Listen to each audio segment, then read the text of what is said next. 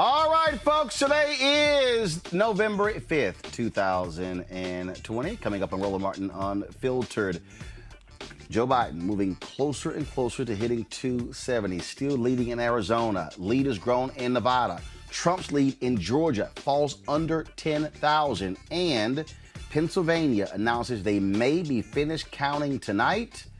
Trump only has a 107,000 vote lead. More than 800,000 ballots have to be counted in Pennsylvania. We'll break all of that down for you. Also, in Georgia, David Perdue is going to a runoff with Jon Ossoff. We'll talk about gearing up for that January 5th runoff for two critical U.S. Senate seats. The Republicans are tied. Congressman Stephen Horsford here to talk about Nevada and how that is happening there. State Senator Vince Hughes will join us to talk about what's happening in Pennsylvania. And Black Voters Matter co-founder Latasha Brown will be here to talk about, as I said, Georgia. Also, everyone is asking how we got here when the polling told a different story. We'll talk with pollster Terrence Woodbury about that, and specifically his exit polling data on black voters. Plus, a crazy-ass white woman, a Mississippi voting commissioner, got her ass whooped by a sister. We'll break it down for you. It is time to bring the funk on Roland Martin Unfiltered. Let's go.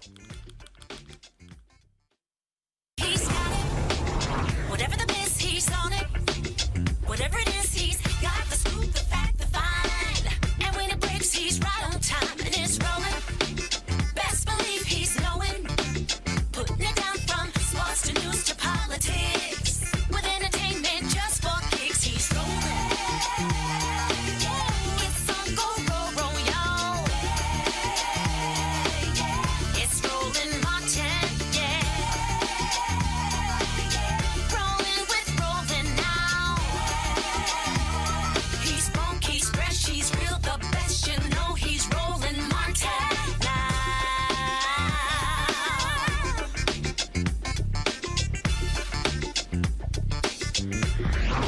Martin! All right, folks, if you look at the bottom of our screen, we're showing you the Electoral College totals as they stand right now. According to the Associated Press, Joe Biden, 264. Donald Trump, 214. The Trump team is furiously trying to file lawsuits all around the country to stop the count in Michigan, stop the count in Pennsylvania, stop the count in Georgia, where they're leading, but they want to continue the count in Nevada and Arizona, where they are behind. That's the kind of craziness we're seeing all across the country. We're also looking at all of the polls. We're looking at in terms of where they stand, who did what. There's a poll out there saying that 18% of black men voted for Donald Trump. True or false? We're looking at voting data. People are saying that Donald Trump increases support among black women, among black men, but somehow dropped among white men, but increased among white women, when normally he was doing better with white men compared to everybody else. There's all kinds of stuff out there. We're going to be unpacking that over the next couple of hours. But also, Pennsylvania announces they may be finished tonight counting ballots. And we're going to keep giving you all of the latest. OK, let's go right now to Terrence Woodbury. He is the founding partner for Hit Strategies. He joins us right now in Roland Martin Unfiltered. So, Terrence, here's the deal. It's very interesting. All of these people, oh, my God, the polls were wrong. The polls were wrong. And they were showing Biden with this huge lead, and he was supposed to be leading by 5 in Florida, and he was leading by 7 in Pennsylvania, and was leading in Michigan by 12 and 14. He was leading in Wisconsin and all different places. And I kept saying, don't trust white people in these polls. That's exactly what we're dealing with right now, Roland. You know, one thing that we learned is in 2016 is that Donald Trump has a superpower at surging non-college educated white voters. And he's done it once again. You know, we've seen, we knew going into this on election day that turnout had been higher than than anyone could have imagined. That has a tendency to disrupt polling. And just so I can kind of put folks at ease about polling a little bit, you know, polling is really a prediction, a snapshot of what we expect a certain universe to do. Well, the thing that happened with massive turnout here is that universe looks very different than anyone expected. And frankly, Donald Trump, once again, surged white people. But another thing happened, Roland, and this is to your point, is that a lot of voters were not that honest with us.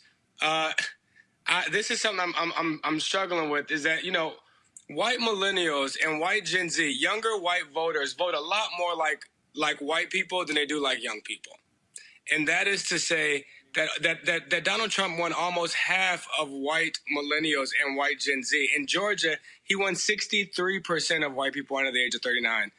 Those are numbers that make it very hard for Democrats to recognize the benefits of diversity shifts. And that's the thing that I have been trying to explain to people. People go, oh no, but the next generation, they're still white. That's right. Roland, I've been trying to accept the fact that maybe racism is hereditary. The way that these young folks have participated in this election. I mean, young people who overwhelmingly support improving or reducing climate change, young people who overwhelmingly support transparency in government and immigration reform. I mean, these are young people who are on the Democratic side of most issues, and they still voted for Donald Trump. That tells me that tribalism is just as live and just as well in the younger generation as it is in their predecessors. And that's the thing there, Terrence, that people don't quite understand. And what I mean they don't understand that is that when you factor in, people were thinking, oh, young voters are going to break Joe Biden's way. They are just repulsed by the racism of Donald Trump. No. Whiteness is at play. They're overlooking it. They're excusing it. They're voting according to their peers, to their parents, things along those lines. And so what does that tell you? What it tells you is that, from the Democratic side, the white population is shrinking.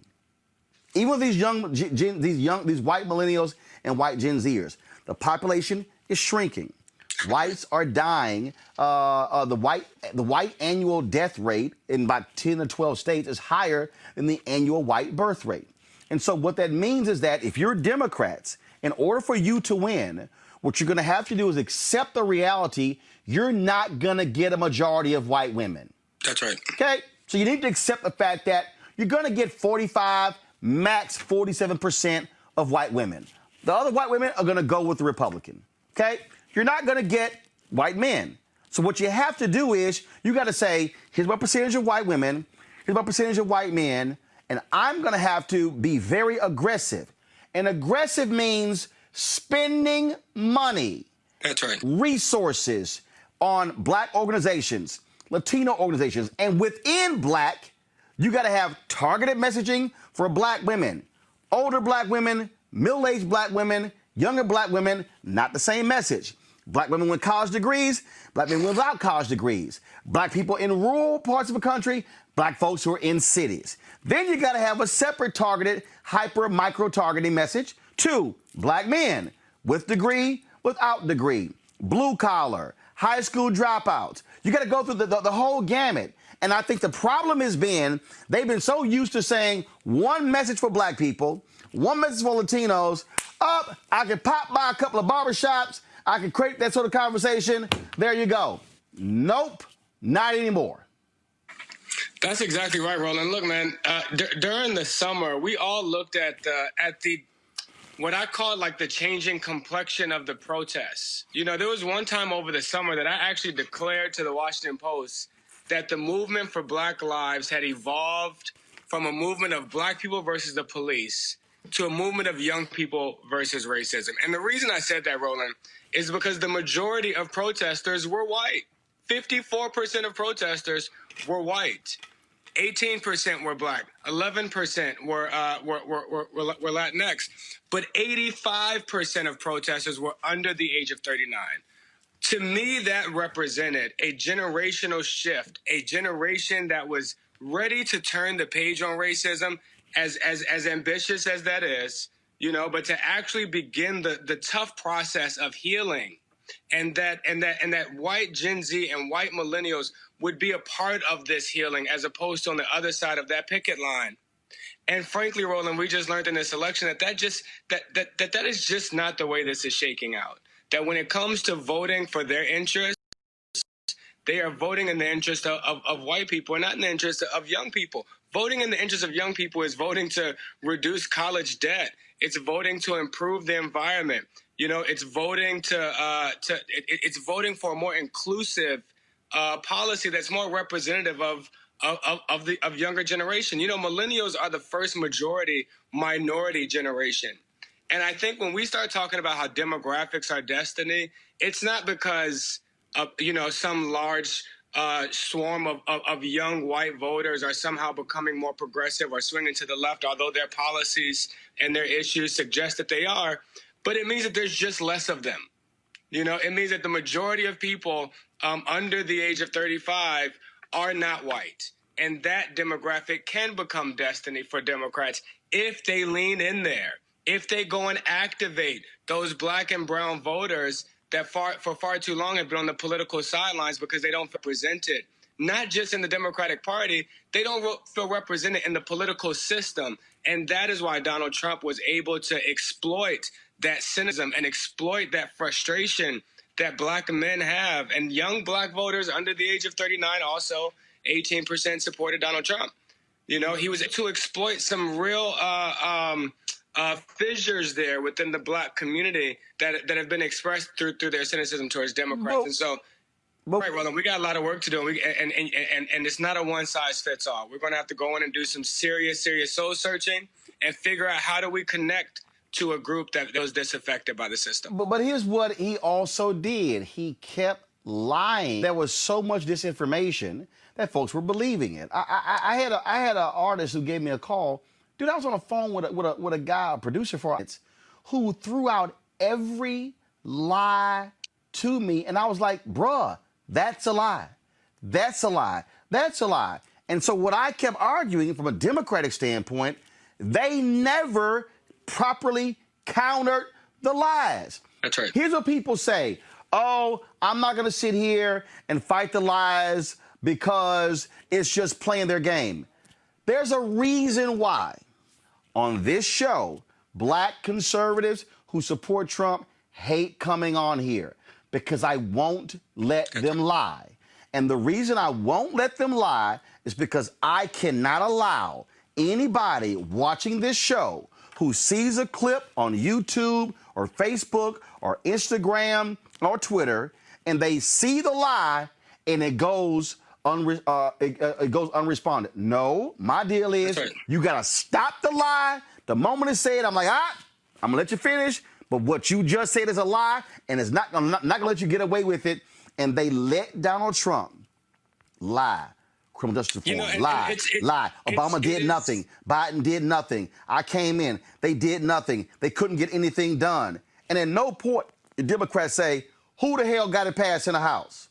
Democrats. I mean, Roland, you should hear how many black men I sit in focus groups with that tell me that they're supporting Donald Trump because he did criminal justice reform or because he got black folks out of jail.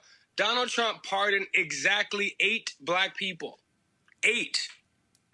The Obama-Biden administration pardoned 200 times more black people than that. I mean, this is just, we never corrected the record, Roland.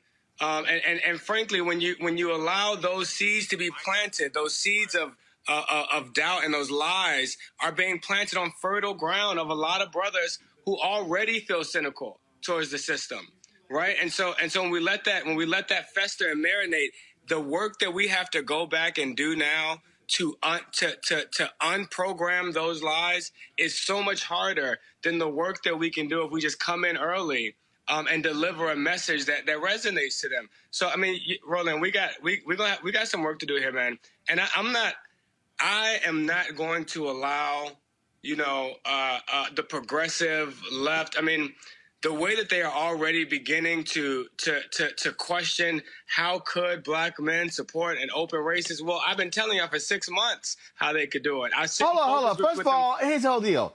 Let's just be real clear. To facts you laid out. The 2 groups that voted at the highest percent against Trump. That's right. Black women, black men. That's right. Everybody who's watching, okay?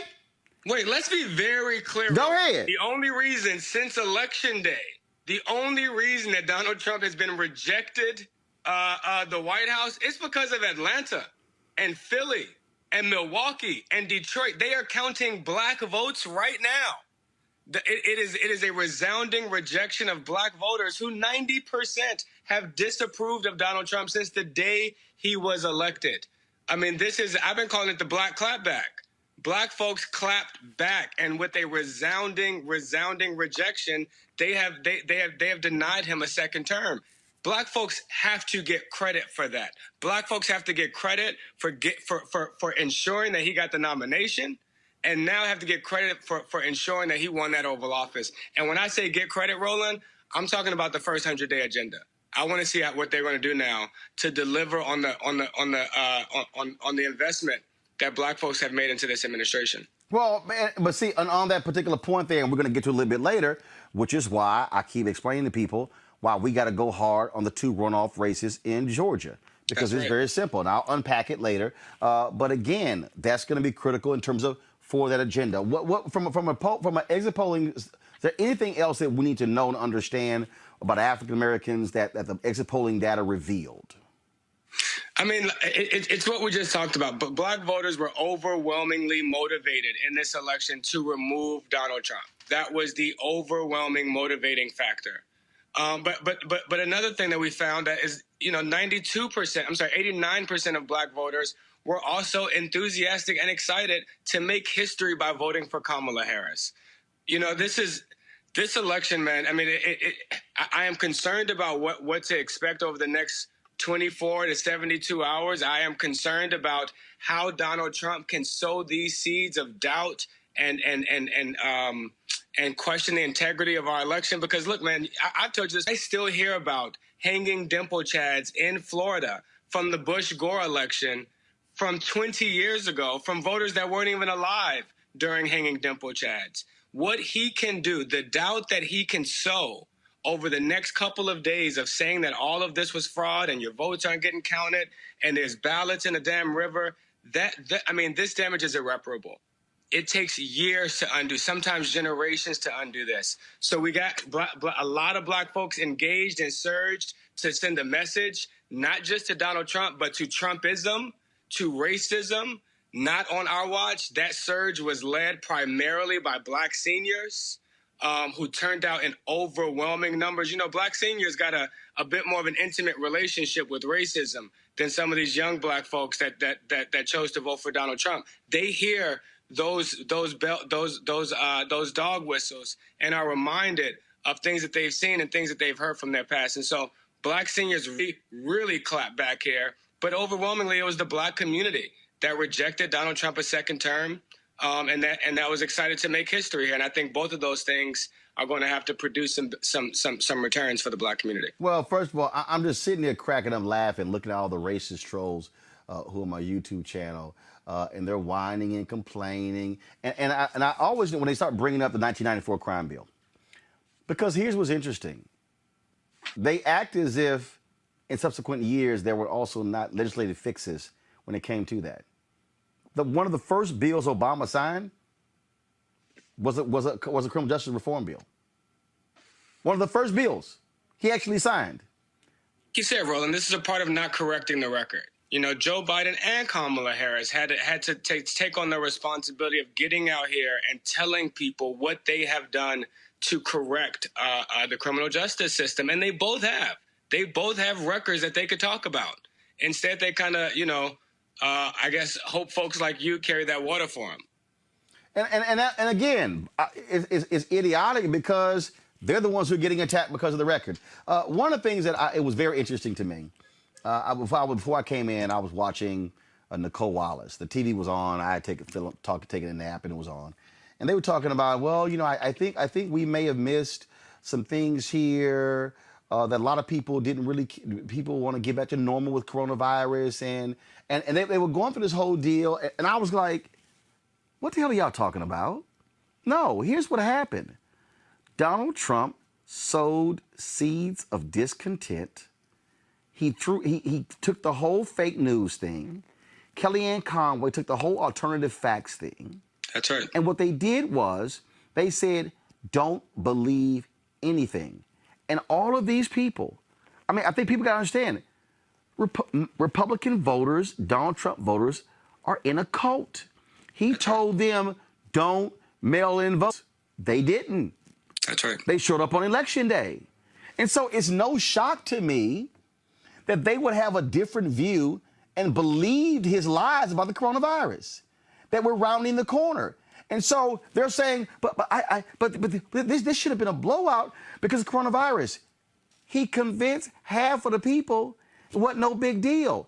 They act like these people who were going to rallies with no mask on and who were saying, well, if I die, I die, just somehow were just the crazies. No, it was a lot of Republicans who were doing it. So if you sow seeds of discontent for almost 4 years, guess what?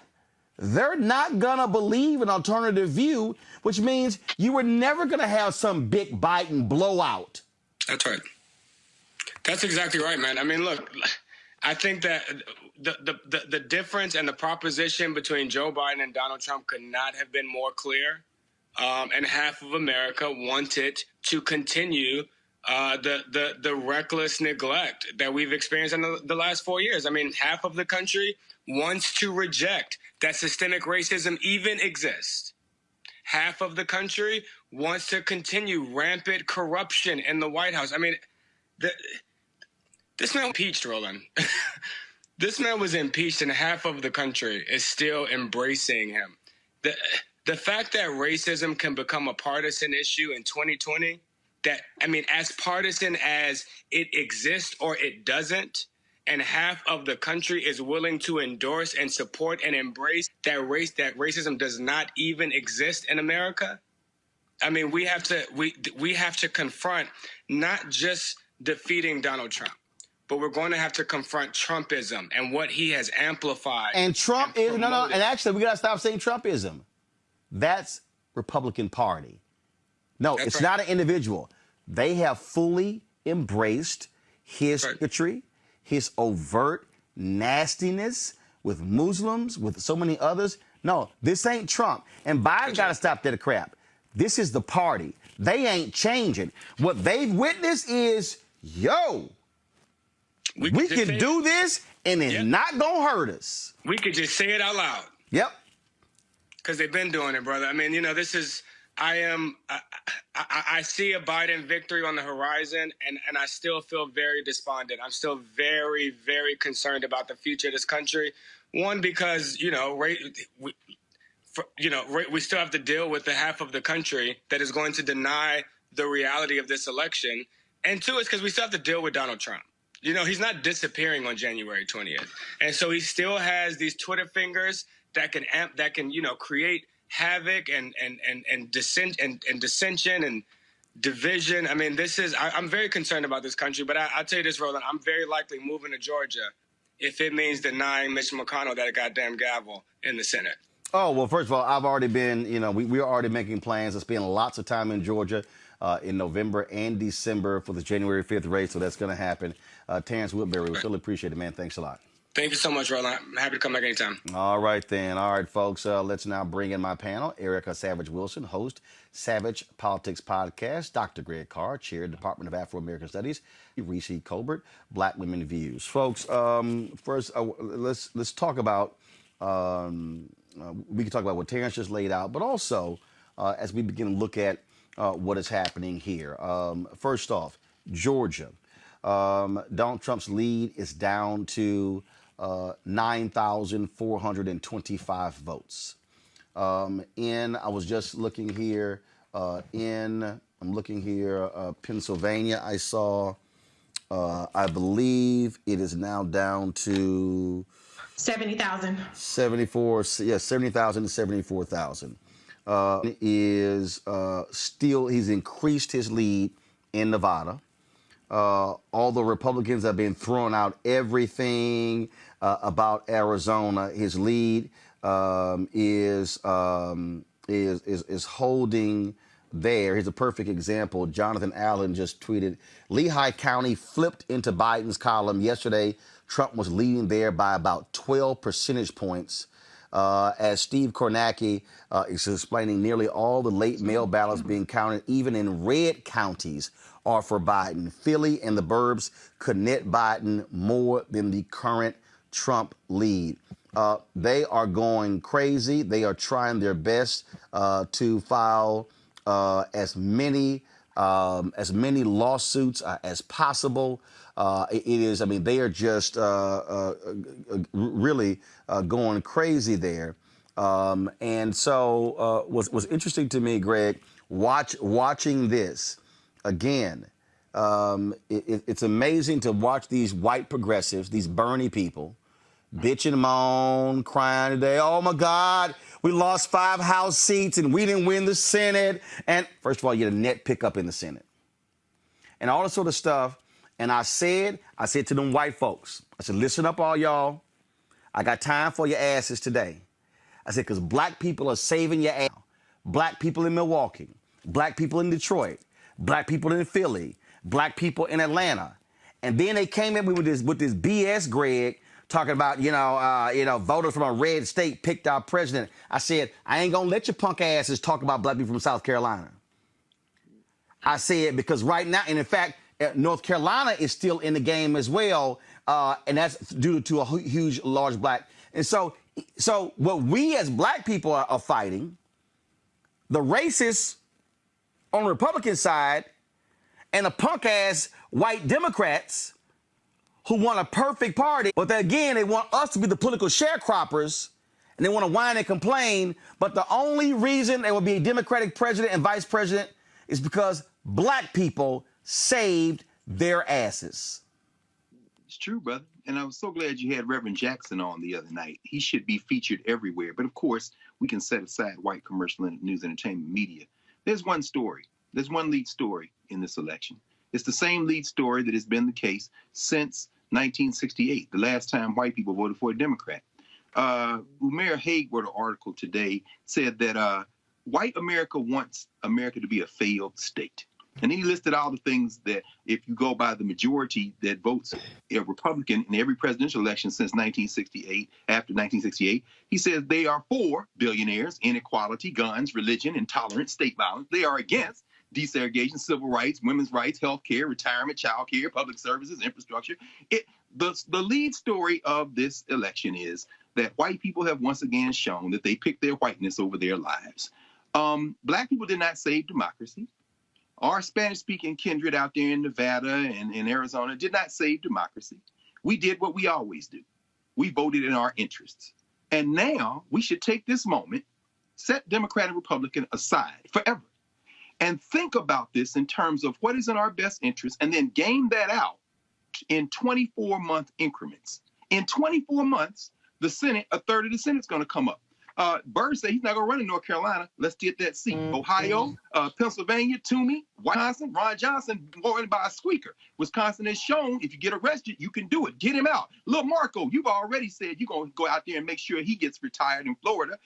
Lisa Murkowski, under 50% in Alaska, and finally Todd Young in Indiana. Those are the leading ones to take out. Last thing I'll say initially as we had this conversation, because this is the only thing to be talking about at this point, is our strategy to help ourselves, is this.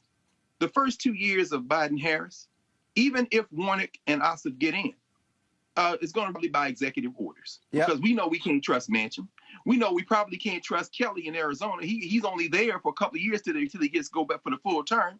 And then, so we need to already be planning how to expand the electorate. Follow what Ilhan Omar did in Minnesota. Follow what some of these people have done. Go get those people who haven't voted. And then in 2024, get that Senate flip. And then coming forward for 2022, rather. I keep saying 24. And then in 2024, expand the electorate again. Because this was the most people who voted in an American election in over 100 years. And it was black and brown people that put ourselves in a position to continue to advance our interests. Because white people have shown us what their interest is. It's very interesting, Reese.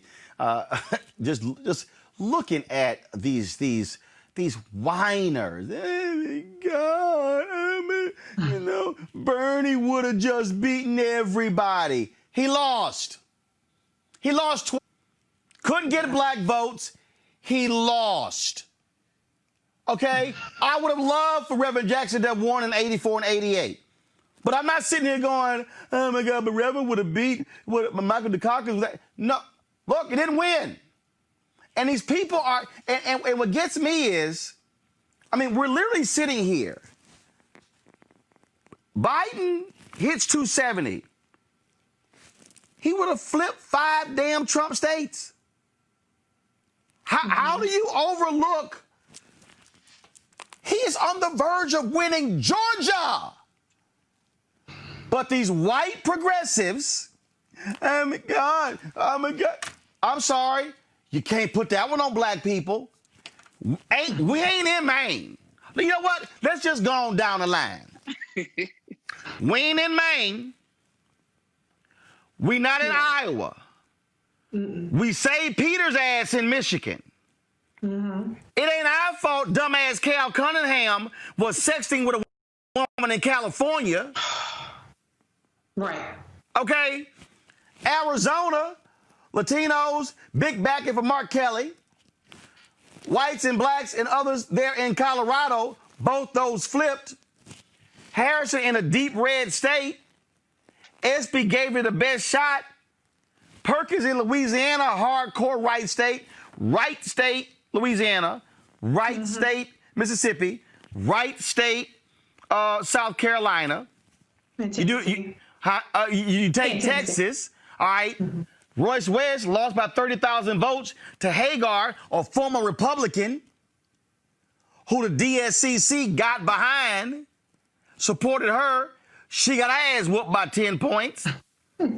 So it's like to the white progressives, this on y'all. Absolutely. I mean, listen, I've been battling with these people because I was a Kamala Harris supporter from day one. And so I know firsthand that they have been, at least, let me just say, propaganda and messaging wise, the most destructive aspect of this entire election cycle. They did a number on Joe Biden and Kamala Harris long before the Republicans even got it started on them. I mean, if you look at Outland and The Intercept and all of these Bernie aligned, let me just say, put it that way to put it nicely, outlets ran hit piece after hit piece to try to prop up Bernie. And, unfortunately, in Senator Kamala Harris's case, she never really did an adequate job of tackling the smears and the disinformation as you all laid out in the prior segment. Joe Biden completely conceded the crime bill argument. And so that really, they had a couple of years head start working down the image and propagating this propaganda against the people on the ticket, Joe Biden and Kamala Harris.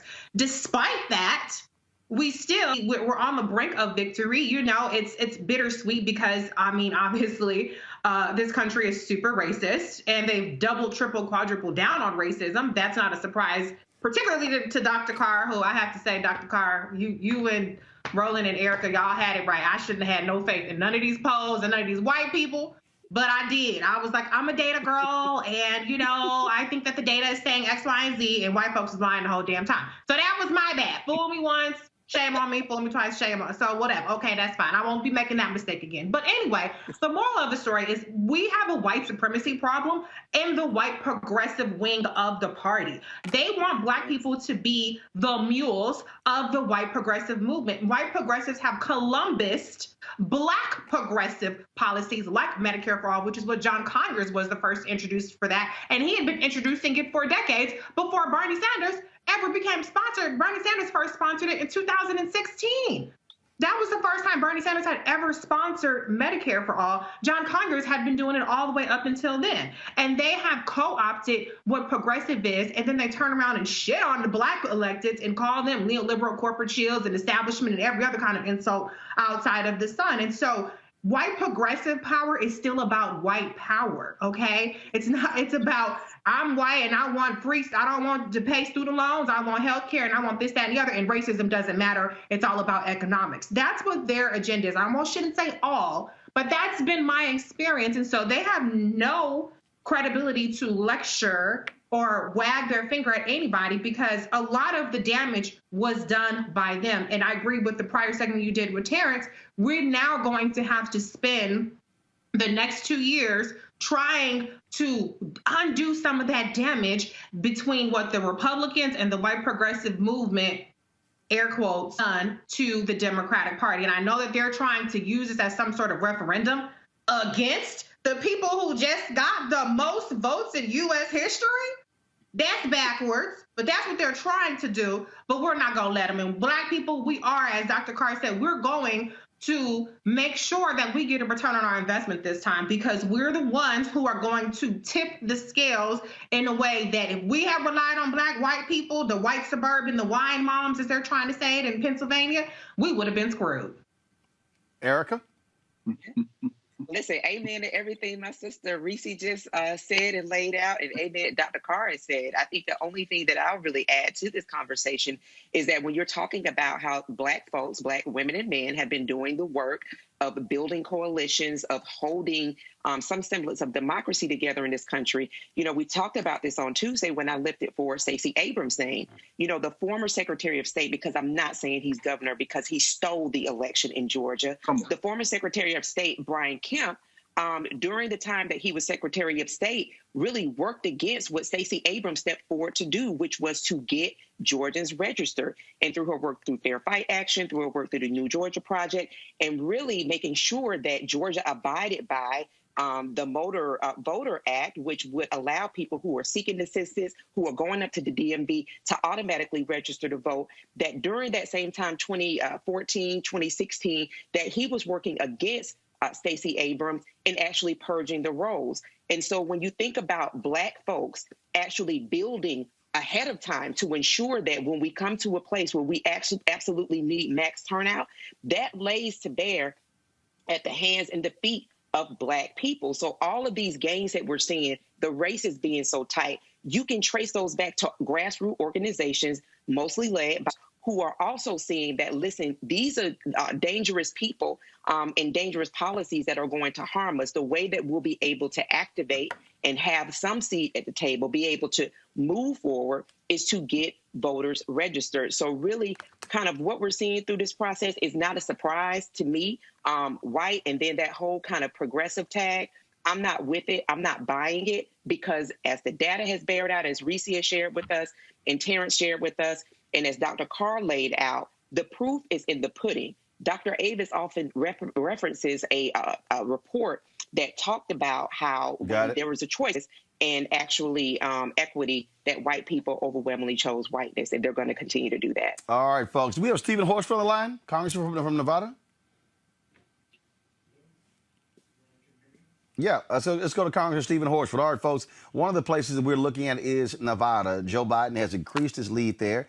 And so let's get a sense of what's happening in that western state. Stephen Horsford, Congressman from Nevada. So, Congressman, so I saw the news conference.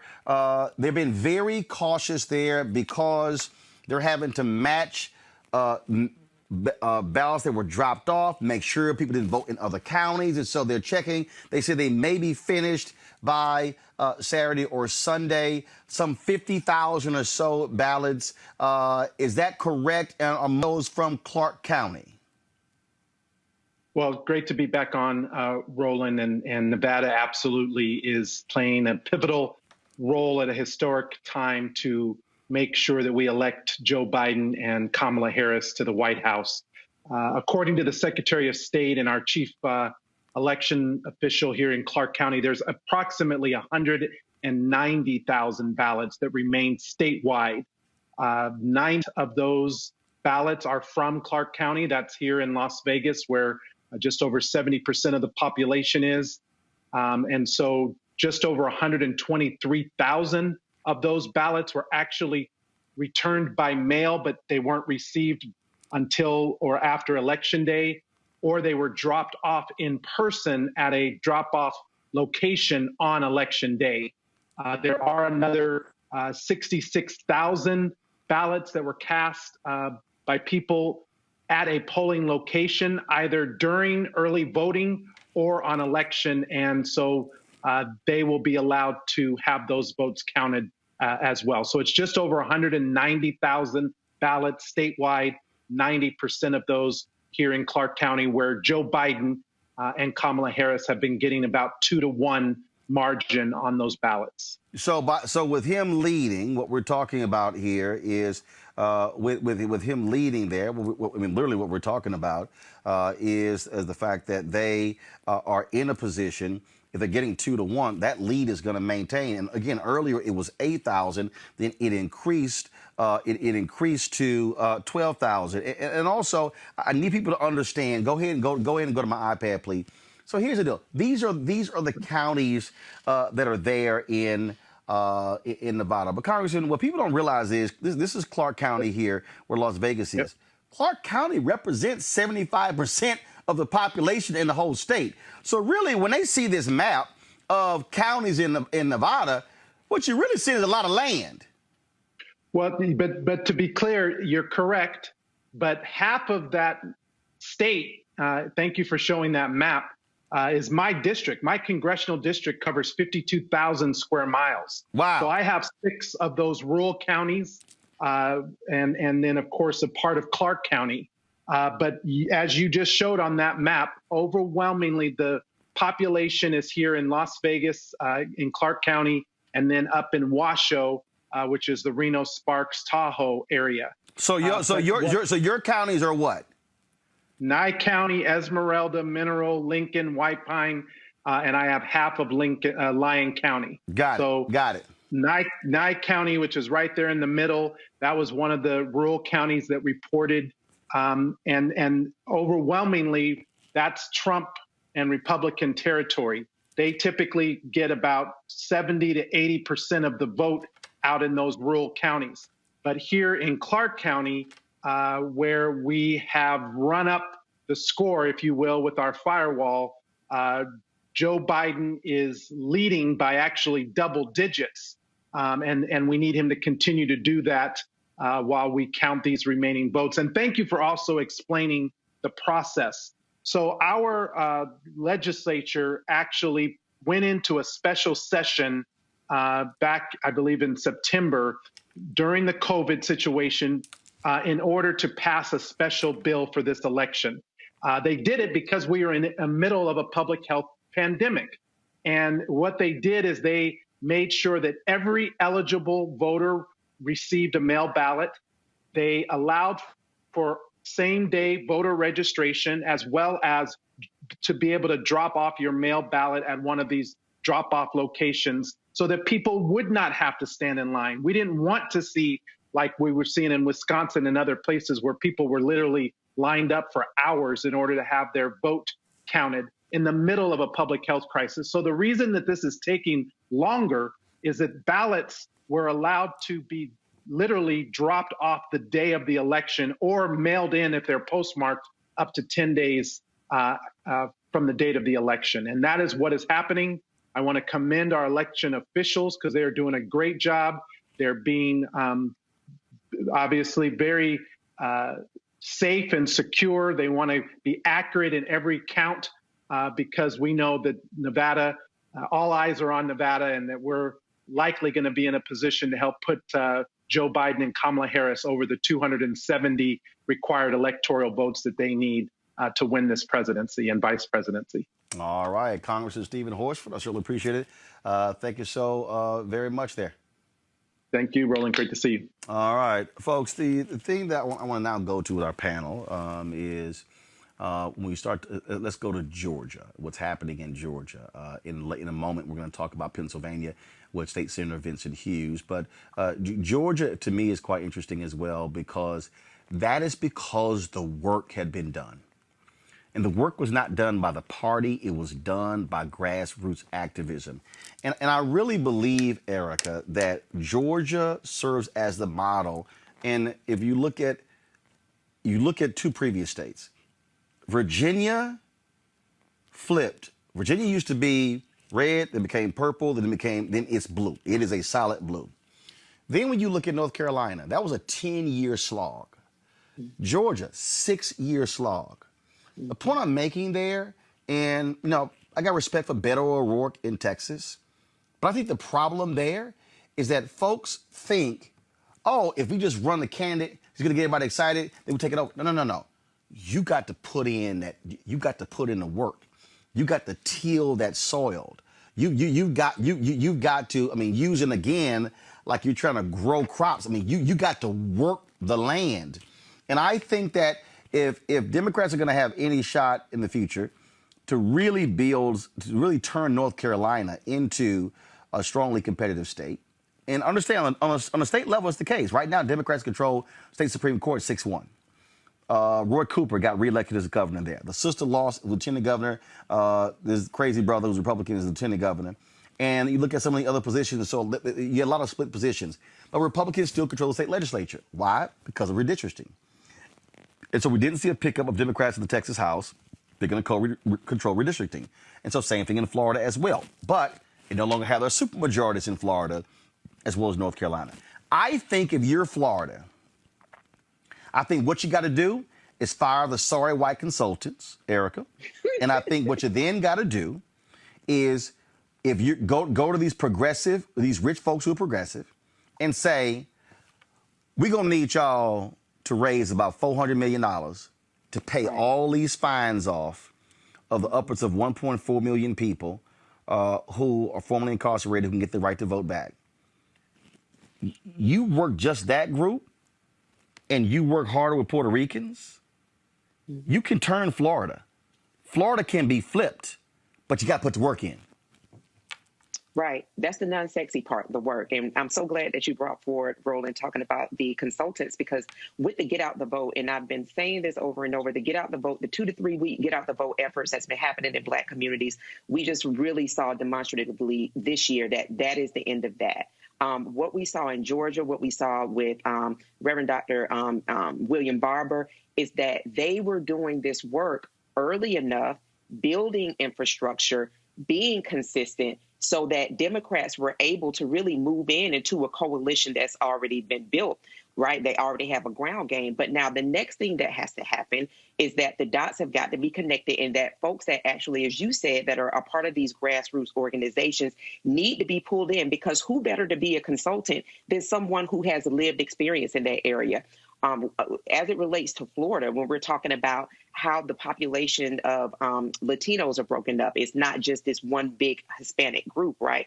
It's other groups that are within that. To have people who actually speak the language, who have different concerns than people who are of a Cuban background, than people of a Puerto Rican background, right? To actually have people that are being paid, emphasis on being paid and being paid handsomely, the same way that white consultants have been paid handsomely over years, 6 and 7 figures, to really not produce any real deliverables and not really grow the vote at all, is that you've got to have those people that actually speak the language, who are able to communicate effectively to specific groups, and then not have that be done on a 2 to 3 week period, but that be something that is happening year round. So the town halls, the virtual calls, the check-ins, those things are happening throughout the year, so that, as Dr. Carr laid out, when you talked about that class 1, 2, and 3 of Senate members, that when it's time to start getting people engaged in those votes, people are very much so aware, and they are lining up to vote their power.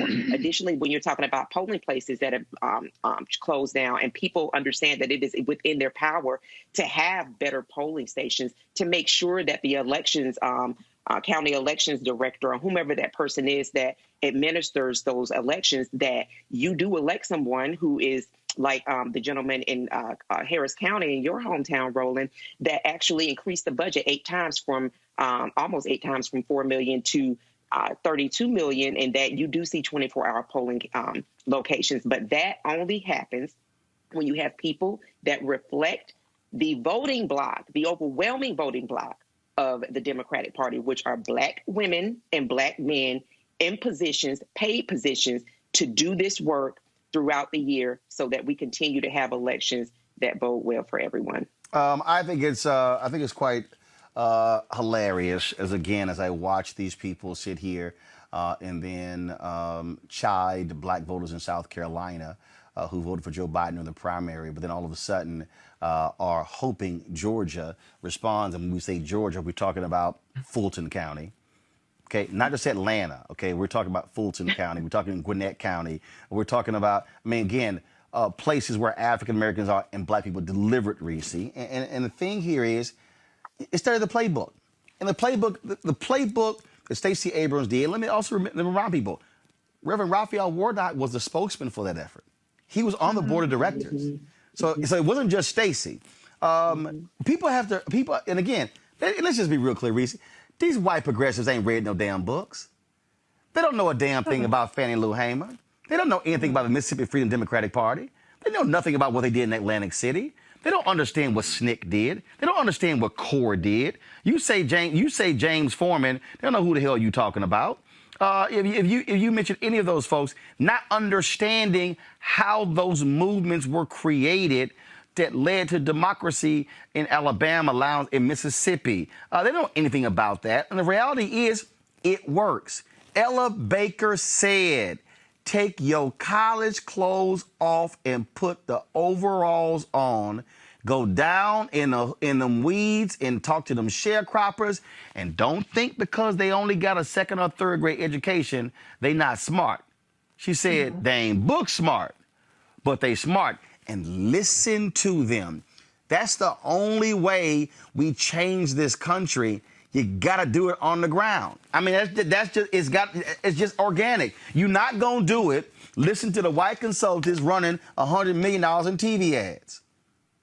No, and I also want to shout out the Black labor movement. I know you've had Lee Saunders on your show several times throughout the course of the primaries and the election. I mean, these are boots on the ground, people that are working, not just, as Erica put it, the last 2 weeks, a get out the vote effort. You have to invest in the Black community. I mean, I've been saying it even on the show since back before the primaries were decided. You have to court the Black vote. And a lot of people have been saying, well, why should you have to court the Black vote when the alternative is a white supremacist?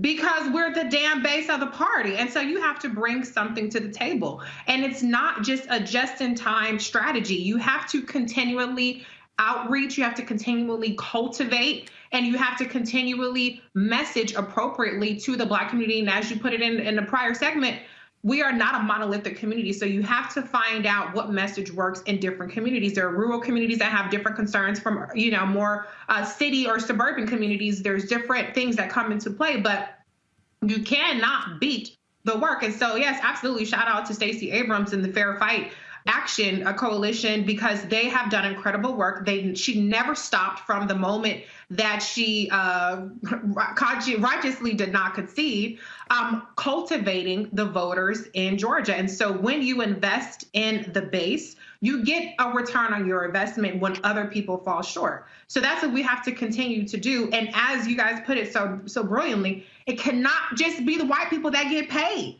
It cannot just be the white media that gets paid. It cannot just be the white advertising agencies that get paid. You got to come up off some money for some Black folks too. And then maybe you'll have a message that resonates so that we're not squeaking by, and we can reliably guarantee that we're not trying to just engage these disillusioned voters, but Black people will know without a shadow of a doubt by the time election day gets here what the Democrats have been doing all along. And they're not as susceptible to this disinformation and misinformation and propaganda that completely erases the record of what's actually been happening.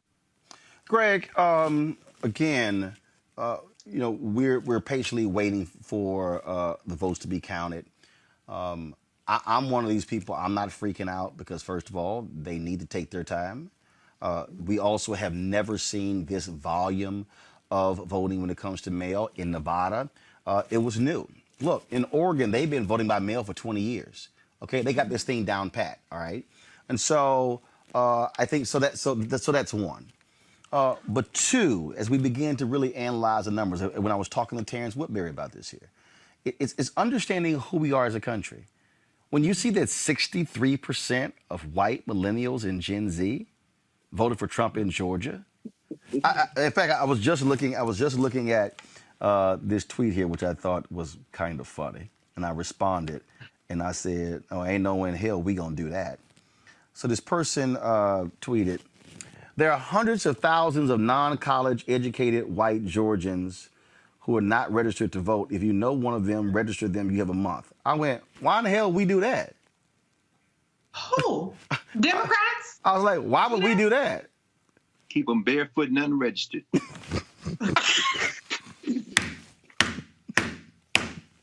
Dead ass. Dead Then you hit us This with is the dead warfare. ass. This is warfare, brother. Keep them barefoot and unregistered. And since they're going to overturn Roe versus Wade, make sure that if we're going to have some babies, go on and have them, because demographics is destiny. There are 7.6 million registered voters in Georgia. Shout out to Stacey Abrams. We don't know what that sister's going to do, but again, that number keeps looming in my head. 24 months. In 24 months, she can take out the illegitimate Secretary of State, as our sister Erica reminds us, Kemp. She can take him out. And Jamie Harrison can go after the governor of South Carolina in 24 months. Expanding the electorate is how this happens. Again, you know, because, you know, I've got a lot of friends, and I call them practitioners of Black nationalist cosplay, revolutionary cosplay, and some of them with the progressive. In other words, this is, you put this costume on and then you go have a job, you pay taxes, you ask people to sign petitions to get people out of jail that are going to be heard by judges, and you say both parties are the same. Okay, you're out here playing in the street with no understanding of how independent Black politics works. That's why you got to read Warren Walters. That's why you got to read Jesse Jackson. And you're absolutely right about many of these white progressives. They have the same problem that, as Reese just laid out, they have the same problem that these white nationalists have on the extreme right. They believe in America. There is no such thing. I don't use the word we when we talk about America, except we just happen to live in the same place and have the same documents as citizens. This is also cosplay. Democracy is cosplay. You're going into the ballot box. So instead of thinking Democrat and Republican, think about your interests and how you organize to use those parties as a tool. In this moment in American history, the Democratic Party is the tool. So as you walked us through in the last few days, Roland, they dropped millions of dollars in South Carolina. And as you explained till you were hoarse, TV ads won't do it. But as you say, they don't know Ella Baker. They don't know Fannie Lou Hamer. They don't understand that in a state like Georgia, where you've got 7.6 million registered voters already, and about 5 million of them voted, which means 2.5 plus didn't vote, you can expand the electorate. You can then leverage that local and state power in the next federal election. And we got to stop thinking in terms of 4-year cycles and think in 24 months. 2 years. That's right. Exactly. The Republicans are going to be defending a lot of seats in favorable states in 2022.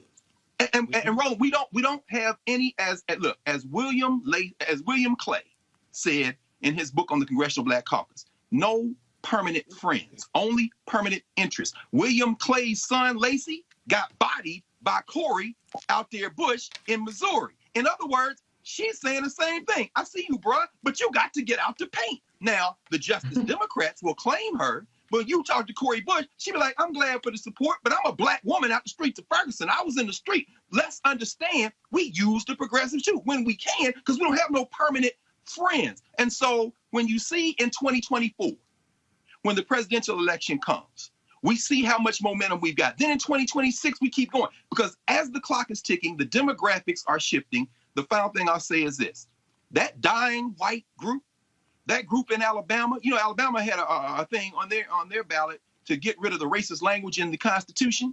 1.7 million people voted in Alabama in the election to delete racist language.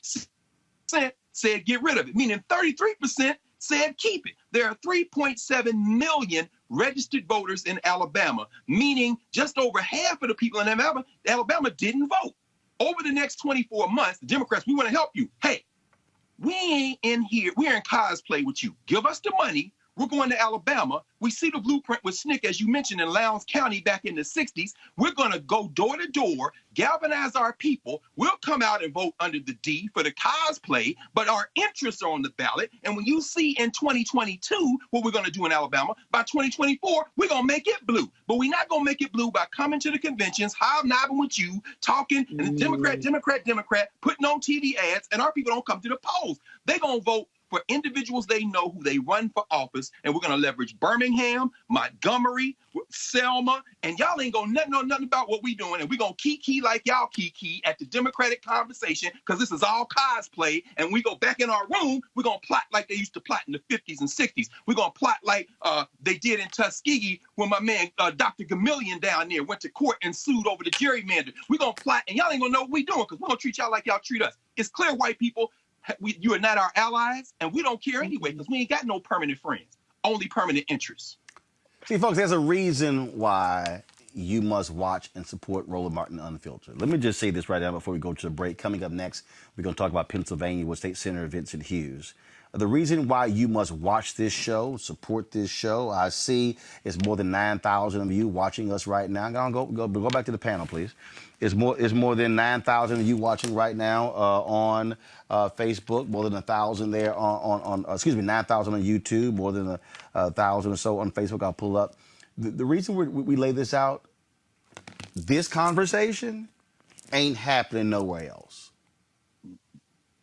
If I need to do the roll call, TV1 didn't have no election night coverage.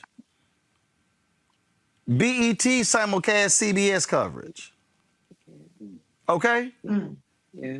All right. I didn't know that. OWN didn't have no coverage. Now, Bounce TV, they live stream Ed Gordon's coverage with the NAACP. BET.com, they live stream Angela Rye and Andrew Gillum, and the Shade Room stream that. Essence, they had a watch party that was 2 or 3 hours. I think that was with Higher Heights. The Griot did something as well. All of them did that, but nobody is having this conversation that we're having. And what you have to understand is, and actually before I go to that, I just want to just give y'all the numbers, okay? BT got 10.16 million followers between their Facebook page and their YouTube channel. Their election night coverage, combined with Shade Room, did 211,000 views. The NAACP stream did 23,000 views. Essence stream did 9,600 views. The Griot stream did a little more than 1,000 views. Roland Martin Unfiltered did 330,000 views. We are already planning. I just want y'all to understand. We are already planning to be in Georgia extensively in November and December. The deadline to register in Georgia for the runoff is December 7th. We're going to be hitting messages every day on this show and our social media to get our people registered in Georgia. Our target goal should register 50,000 folks between now and December 7th. Yes. Then we're going to start pushing our people to vote early in the Georgia 2 runoffs for Warnock and Ossoff. Then we got the January 5th actual election. We're going to be there. The reason why that matters, because what Greg just said, what Reese just said, what Erica just said, is you can't do organizing unless you have a medium that's disseminating the information. Exactly. They got Fox News. They got One America News Network. They got Newsmax. They got Breitbart. They got the Daily Caller. They've got the Daily Signal. They've got the Daily Wire. They've got all of it. They've got the Drudge Report. They got all of these mediums out here. And there are Republican billionaires. 2 billionaires out of Texas gave PragerU $7 million to start. $7 million could fund this show for 7 years. So what I need y'all to understand is you can't fight with the resistance if you don't have a communication medium that's in giving people right information. We are here to stop the disinformation, to end the lying, to feed our people what's real. What did Elijah Muhammad tell Malcolm X when he gave him a glass of water? He said, when he poured ink in it, he said, you can either drink polluted water. He said, but we give you clear water. That's what we do here, Roland Martin Unfiltered. So all y'all who are watching right here on YouTube, we got 13,200 donors. If every person who's watching us on YouTube right now gave $50, we hit our $20,000. We exceed our $20,000 goal that we get for the end of the year. Yes, sir. I'm laying this out to y'all because we've got to have. We ain't doing Real Housewives here. We ain't doing entertainment here. We are here to provide an information medium that is unapologetic and unfiltered. You are hearing directly from black pollsters, black analysts, you got Stephen Horsford, CBC member coming up, Vincent Hughes, state senator from Pennsylvania, Latasha Brown's coming up, co-founder of Black Voters Matter.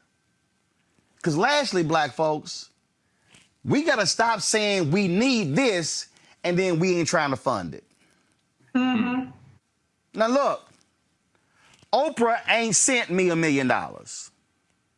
Nope. Bob Johnson ain't sent $1 million. Sheila Johnson hasn't sent $1 million. Robert Smith hasn't sent $1 million. Dick Parsons ain't sent $1 million. Ice Cube ain't sent me $1 million. $50? No, not ain't $50. 50 Cent ain't sent no money. T.I. ain't sent no money. Killer Mike ain't sent no money. No, and y'all, I all good. I know all these folks. But we here because of folks like Joyce Van Hook. Come on now. Joyce Van Hook, who sent in this $60 check. Yes, sir. We here because of Danzelle Taylor from out of Louisiana, who sent in his $50 money order. Y'all, somebody sent me $1 today, $5 today. Come on. That's how we here. That's how. I'm just gonna go ahead and put this out there. I have not talked about this publicly. I just want y'all to understand. Right now, we are looking into. First of all, we just bought. I gotta put this out there. I know. Tell Senator Vincent Hughes I'm gonna come to him, but I gotta say this because I need y'all to understand what we're doing. If y'all go to my Instagram channel, y'all saw the video that we put together of a second control room that we built for election night. We built a second control room for election night. We are sitting here. The investment that we are making is about us being able to have a platform that, again, speaks to our interest. We're actually building something that is independent, that's ours. In fact, I'm going to show y'all this. I'm airdropping to my iPad right now. I'm going to show y'all this because I need y'all to realize what is actually happening sitting in front of you, because once you realize this, Anthony, go ahead and take this here. Watch this, y'all. Election night tomorrow. This, of course, is the Roland Martin unfiltered set. We got that, but we got drop lower third. We're getting all ready. We got us a new streaming unit here. You'll see we're going to be able to have 4 streams coming in. We're going to have a reporter and a camera person who was on Black Lives Matter Plaza. We got a second control room. That's Jay over there. That's Chelsea. So we set all that sort of stuff up. So again, we built a second control room. This is our main control room right here. And we're getting all set up right here. That's Henry, that's Anthony. Hey. So, of course, Skype machine here. We got a new audio board that we got. All kind of different stuff that we added in. So, it's one of those. We looking good audio-wise? Yes, sir. Pretty good. Oh, I got those new IVs out there. I got 2 new ones. Good. So, got you a backup just in case you need it. Perfect. So we are going to be on and popping. We're going to probably have about anywhere from 75 guests tomorrow on the show. We're going to be live at 7 p.m. Eastern. Then we're going to be simulcast. My cover is going to be simulcast on iHeartRadio's Black Information Network. And so, man, we got all kind of stuff going. So you see, again, we're going through. All this is going to be changed out. We're going to have a complete new graphics in our monitor right back here. And so all this sort of stuff. So you see as we're putting this whole thing together right now what that looks like. So just want to give y'all a sense of that. All right, deuces. So when y'all heard me talk about that new streaming system, that was $47,000. That new streaming system that's where the money went. That new streaming system that's where your money went. That new streaming system is $47,000. That streaming system allows for us to have 4 streams coming in at one time through our live view unit. That audio board is $5,000. Right now, we're actually looking at and talking with a company to actually get our own live streaming truck. That's going to be about $120,000. That means that we're going to be able to go live from anywhere. That means that we're going to be able to have so everything we do in that control room will all be remote. It's $120,000.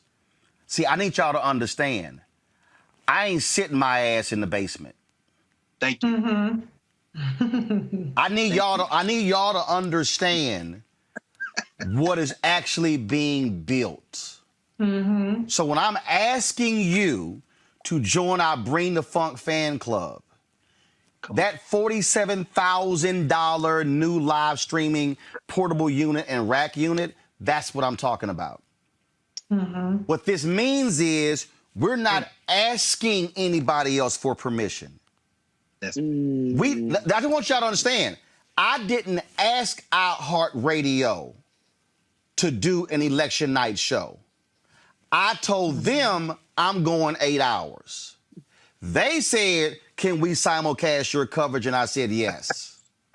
I just need y'all to understand, I ain't asked them. So what I want y'all to understand, the 9,624 people who are on YouTube, the folks who are watching on Periscope, I know some of y'all, and I appreciate y'all watching, but if you're watching for free, that don't help us. Because free does not free us. Freedom ain't free. And so what y'all also saw, I got a problem being transparent.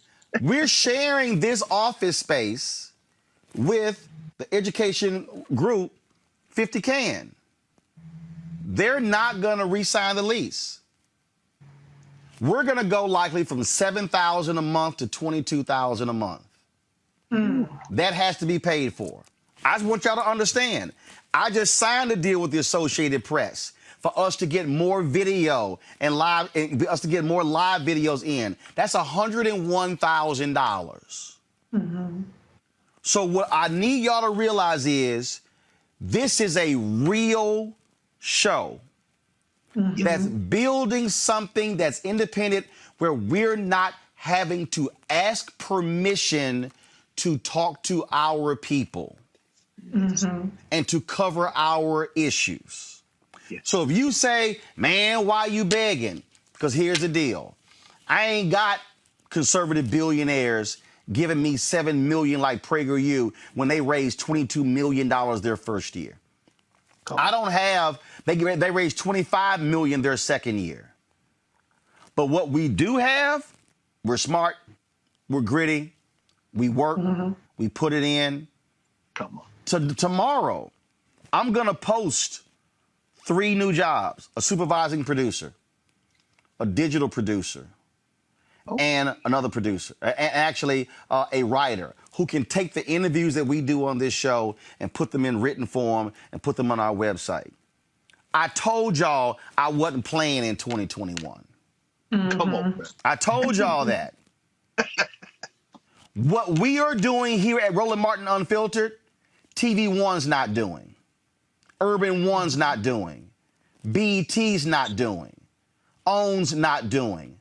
The Grio's not doing. Media Takeout's not doing. Essence isn't doing.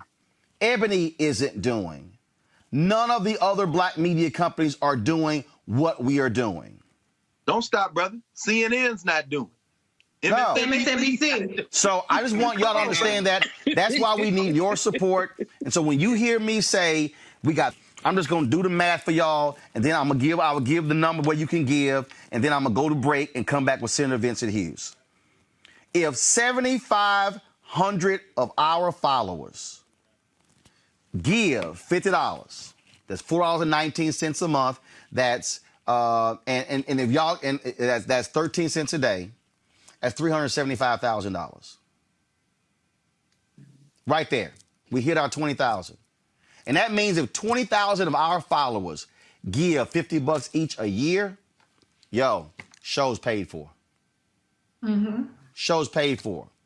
We ain't begging for advertisers. We not, man, cause y'all, show's paid for. And we can focus on the content. So Cash App, Cash App, $RM Unfiltered. Drop the lower third, please. Cash App, $RM Unfiltered. PayPal.me/filtered. Venmo.com /RM Unfiltered. You can send a money order to New Vision Media Inc. NU Vision Media Inc. 1625 K Street Northwest, Suite 400, Washington, D.C. 2006. Coming up next, folks, we'll talk with State Senator Vincent Hughes of Pennsylvania about the count there. Also, we'll talk with Latasha Brown, co-founder of Black Voters Matter, who also supporters of this show. You're watching Roland Martin Unfiltered. Back in a moment. Hello, Michigan. It's TV. You know, I was born in Saginaw, raised in Detroit, Motown, and my heart belongs to Michigan.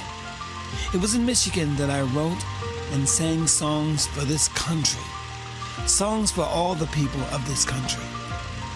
If you believe in my music, then I know you believe in this great country. If you believe in Michigan, then you must know there's power in your hands. Imagine January 20th.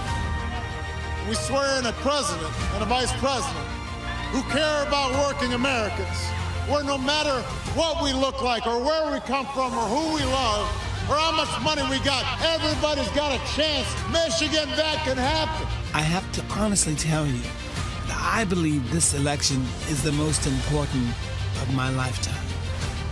Michigan, this is our moment to show the power of the state and the character of its people. It's in your hands to go vote. You can't put our country, our health, our lives, and our future in the hands of fate. 2009, when Detroit was on its back, Brock and I bet on auto workers. We stepped in and rescued the automobile industry and saved at least 1 million jobs. A huge weight had been lifted off of my shoulders. I probably would have been losing my home and a lot of other things that I've worked so many years to obtain. You've got to go vote. Vote like you know that Biden and Harris are the only choice for a chance to bring this country back together. Michigan, I'm counting on you in a big way. Put the future in your hands, not in the hands of fate. Please go vote.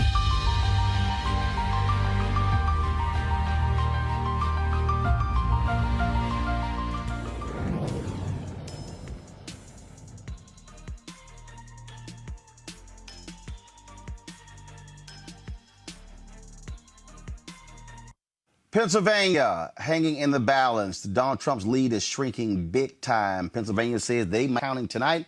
Joining us is Pennsylvania State Senator Vincent Hughes. Senator Hughes, how you doing? Okay, Roland, good to see you, brother. Yes, sir. So what's happening in your state when it comes to the count? Republicans are trying their best to stop it. I think they see a wave of blue votes coming that's going to wash away Donald Trump's lead and vault Joe Biden to the presidency. Well, it's changing, Roland. And again, thanks for the opportunity. And I really do appreciate what it is that you've put together with Roland Martin Unfiltered. Congrats to you. And that also means a check is in the mail. All right. For Thank real. you, sir. Okay? Thank you, sir. Yes, sir. But look, we've known that the Trump program has always been about chaos and confusion. I think you saw that probably at least a year and a half, 2 years ago. We've seen that. And so everything that he's doing right now is contributing to that reality. The frivolous lawsuits that he's pushing in Pennsylvania and around the nation won't amount to anything that can dramatically impact the vote. If things proceed as we think they will proceed, Biden will likely come out of Pennsylvania with maybe 150,000 vote lead. All right. And the lawsuits that are happening now are purely challenging democracy, but in the end only impact a very, very small percentage of the votes that they are targeted after. For example, the ballots that arrive after Election Day, postmarked ballots, postmarked November 3rd, but arrive after Election Day. So far, there's only been a handful of those ballots that have been received in Pennsylvania, and they have until 5 p.m. on Friday, tomorrow. He can challenge those, but the challenge, if he should be successful, will be, as the lawyers say, de minimis. And he's just wreaking, again, havoc, concern. His press conference that he just had a few moments ago was just really challenging the whole process, making these outlandish allegations that just don't add up. So I think allow us to go through our process. I think it's been, as you know, it's been live streamed, okay? You could see what was going on in Philadelphia. And you know we're not tolerating anybody trying to bum rush the process. You know that, right? Okay? Yeah, I saw one of them fools, Harlan something, he tweeted, wouldn't it be great if Republicans went and surrounded Detroit? I was like, don't get your ass whooped. I think I could paraphrase you on that, sir. All right, that would be the wrong thing to do. But the thing about it, Roland, you could predict that. You remember Bush versus Gore. You remember the count in 2000. They did the same thing in 2000.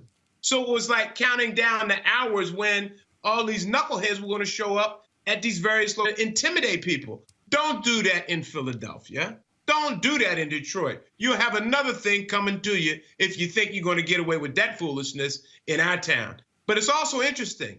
Atlanta, Detroit, Philadelphia, Milwaukee, communities with sizable black populations where they try to shut down the vote, shut down the count. It's another form of voter suppression. And you know, I sit at the feet of Barbara Arnwine, who's the person who lets us all know and informs all of us about the issues around voter suppression. You talked about you can actually watch the vote counting. Go to my iPad, please, Anthony. You should see it right there. That's actually a live shot of the operation there in Philadelphia, where people are counting the ballots. That's right there. That's exactly what it is. You look at, I mean, look, Donald Trump won Pennsylvania in 2016. They really thought that they were going to use their racist appeals to voters there. And, you know, we hear the phrase all the time that outside of Philadelphia, Pittsburgh, and the suburbs, Pennsylvania is Alabama. This is showing the absolute strength of African-American vote in the stronghold of Philadelphia. No doubt about it, Roland. Black voters, especially black women, and I'm gonna give a shout to the brothers too. All right. First of all, hold on. Here's the deal. I said it earlier, Vincent. We got to shout to the brothers. The two groups that voted the highest against Trump were black women at 91% and black men at 80%.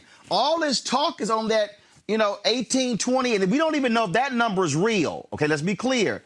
But we know for a fact at least 80% of black men vote against Trump. It's two highest. Nobody else. Not Latino men, not white men, not Asian men. So black folks are carrying this ball across the goal line. No doubt about it. No doubt about it. It happened in South Carolina, all right, led by Congressman Clyburn. It happened there. It's happening throughout the entire process. And our vote is in many respects, Roland, some of the most democratic parts of the process. And what do I mean by that? The beautiful thing about this cycle is that folks utilize different apparatus available to do the vote. Go in person, which is what I did, because I wanted to kick his behind in person, all right, on that day, all right?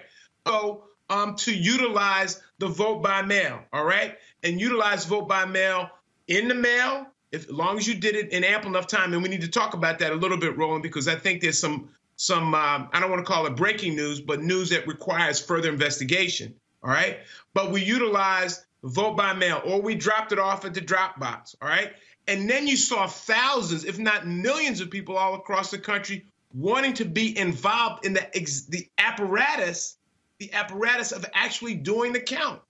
And so it really, in many respects, was a wonderful thing to see, because you saw folks embracing democracy, celebrating democracy, and executing their role in democracy.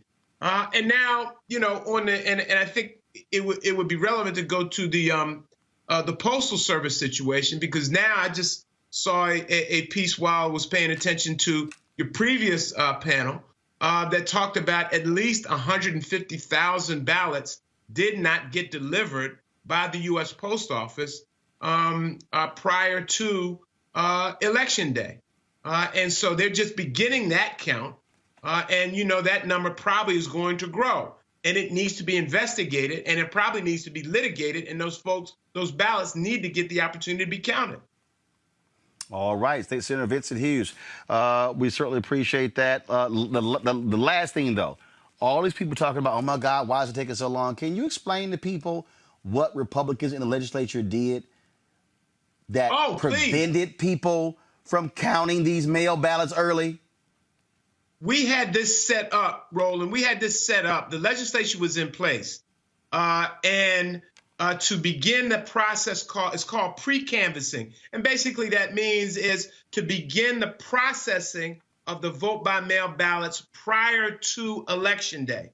And as you know, in Pennsylvania, the legislature is controlled by the Republicans. And so they had it. And our original offer was, look, let's start getting it counted 3 weeks before Election Day. So we're not in this process. They said no. They were like, how about the weekend before? I'm like, nah, that doesn't add up. That doesn't matter. So we tried to do a back and forth negotiation, maybe even 7 prior to Election Day. They had the legislation. They could have passed it, all right? But they chose to sit on it and adjourn the legislature without it moving. Wouldn't have had any negative impact, and it would have us in a situation where all those votes would be counted by now. It would have been done because we would have begun the processing of it. So, you know, that plus the intimidation of the Secretary of State, which they tried to do on Election Day, try to force her to resign on Election Day. It's just part of the voter suppression tactics that's been in their playbook for centuries. And they need to be called out for it. And thank you for giving me the space to actually do that. They're in the business of voter suppression on the front end, in the middle, and on the back end. And so just watch it play itself out through and through. Thank you, brother. All right, then. State Senator Vincent Hughes, we certainly appreciate it. Thanks a bunch. All right, sir. Keep swinging. Appreciate you, man. Take care of yourself. Thank you very much. Girl told me to tell you hello, all right? All right, then. Absolutely. All right, my brother. All right, folks, we're going to give you a news update. We have an update. I'm sitting here talking to Vincent Hughes, and then Reese sends me a text. We have a change in Georgia. And so here's the tweet here. Joe Biden needs to win 59.6% of the remaining 18,936 ballots to be counted. He's so far outperformed in every county reporting since last night. That's why the percentage he needs keeps dropping, according to Brendan Keefe, who is a chief investigator at Atlanta's WXI. Right now, the spread is this here. Donald Trump only has a lead of 3,635, if I'm reading that correct, a lead of 3,635, and so it's 18,936 left. Erica, your state, long a red state, is 3,636 votes away from actually giving Joe Biden a victory in Georgia and its electoral college votes. And we are damn sure counting on it. And let me just also say this. Georgia, along with many states in the South, is just like what we've seen now with 2018, 2020 elections. It's a state that's not invested. It's underinvested in. And I think that what we've been talking about over the period of this segment is that it is important for states like Georgia, Mississippi, Texas, Louisiana, those states to really be invested in those grassroots organizers so we can begin to see results like this. You know, talking about Stacey Abrams and what she did in 2014 leading up to this point, you know, it's very important to remember that, you know, Georgia has largely been governed by Republican governors, right? And they have been, along with the Secretary of State, working to purge the rolls, making it very, very difficult for Black and people of color to really live and thrive in the state of Georgia. But when somebody does see a real interest in the Black community and actually not only being involved in politics just on election day, but actually talking to people, actually bringing people together, let people know that they are seen from their state legislators on up, then we see that it definitely makes a difference. So I'm excited. I saw that on Twitter that Georgia was down. The difference was less than 3,700 votes with the 18,000 still remaining.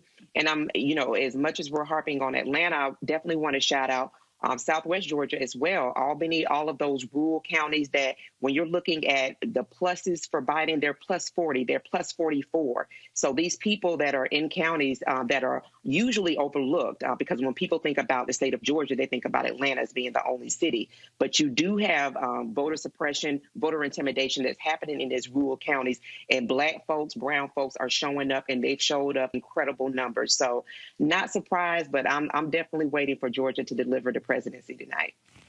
Anthony, go to my iPad. This is the 270towin.com map right here. Folks, you see on this particular map here, you see how Nevada is blue.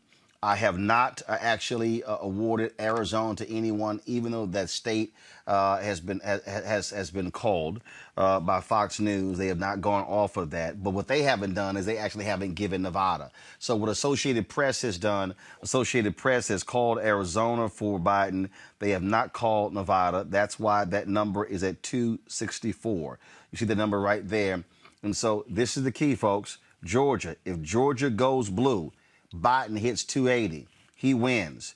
If Pennsylvania, if all of a sudden that shifts and it goes blue, Biden is at 284. More than likely, there are not enough absentee ballots for him. He would have to go probably 75-25 in North Carolina for that to go blue. But North Carolina is critical because there are a number of races there. For instance, the sister, who is the Chief Justice of the North Carolina Supreme Court, she is down 3,000 votes in North Carolina.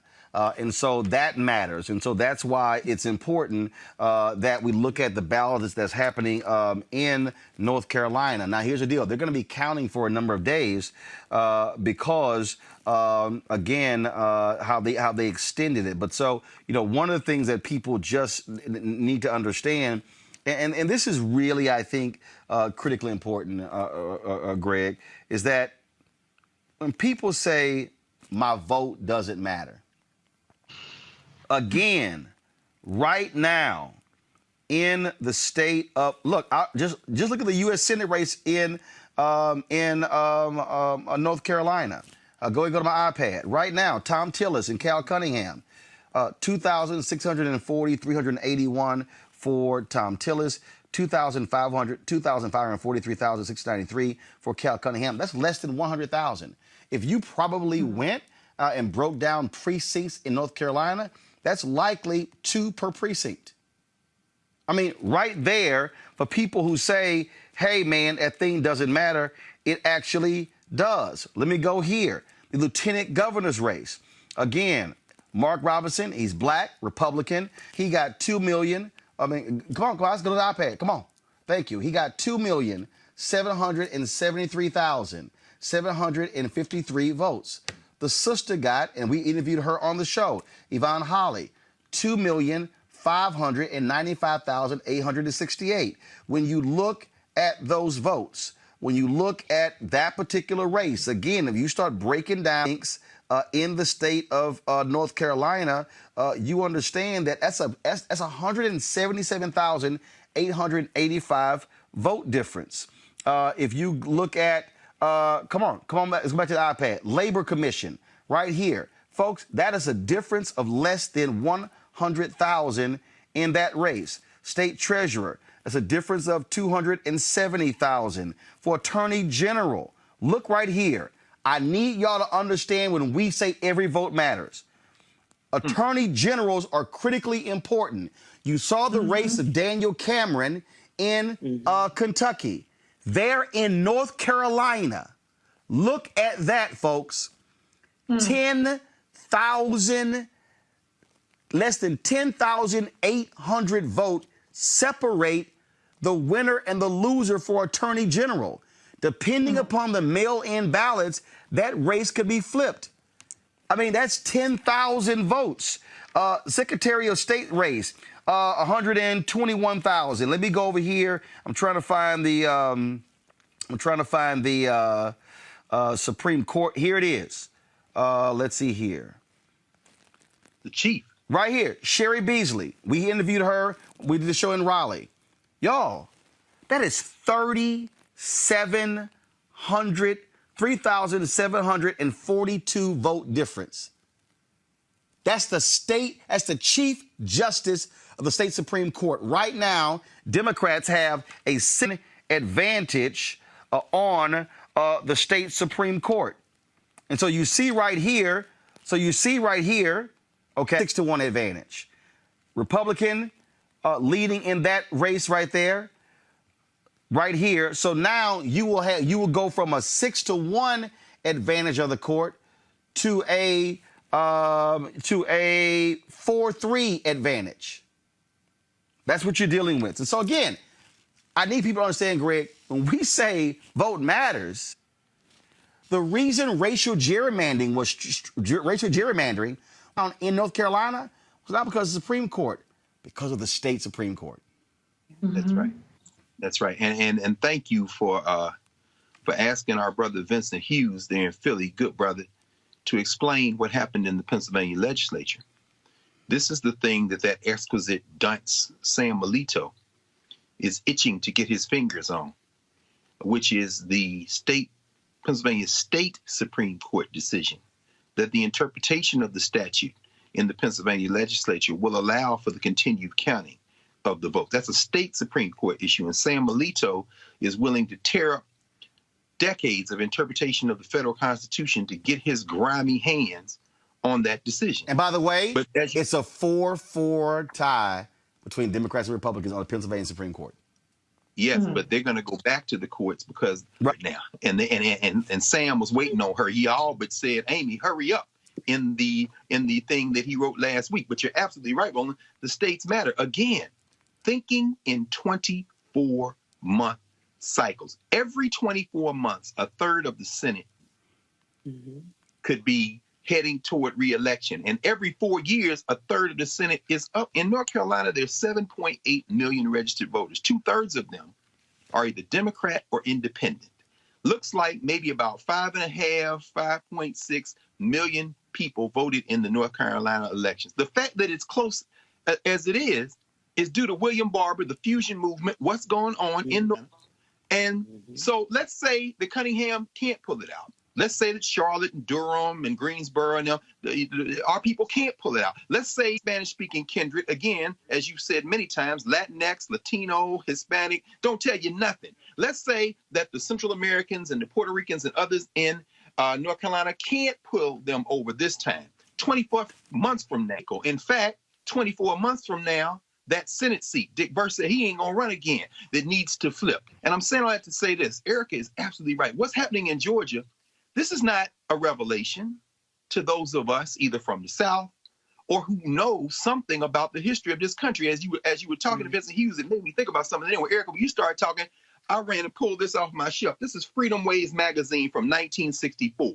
It reprinted an article of a speech by W.E.B. Du Bois from 1946 that he gave to the Southern Negro Youth Congress and the chapel at Benedict Congress. People talk about SNCC, the Student Nonviolent Coordinating Committee, but the first SNCC in this country was the Southern Negro Youth Conference. It was called Behold the Land. And the first thing he says, the future of the American Negroes is in the South. He said that's not just true of the country. He said that's true of the world. Amen. So when you look at the progressive government in Jackson, Mississippi, Chokwe, Lumumba, Rukia Lumumba, and what they're doing there, they have some tensions with the grassroots movement that really put the wind under their father, Chokwe's wings, Cooperation Jackson. But it's good tension. Why? Because Jackson ain't just blue. See, people thinking DNR, you're missing the point. Jackson's going to transform the economy.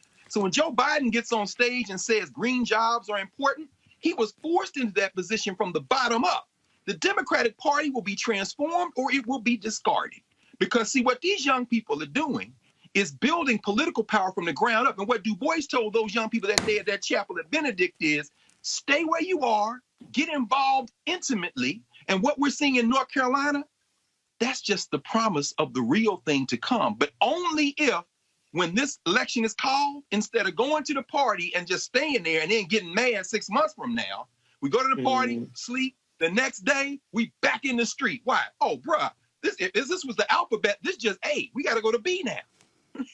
And C and D and E. No. So when it comes to time to 2022, we're in position for none of these to be nail biters. And by 2024, when this next generation of young people have turned 18, no more nail biters. No more nail biters. And these white people who won't get on board, here's the little tip for you, baby. The number people in this country who are majority non-white is basically the 7-year-olds and younger. It's over for you. So enjoy the rest of your ride. Reese? Right.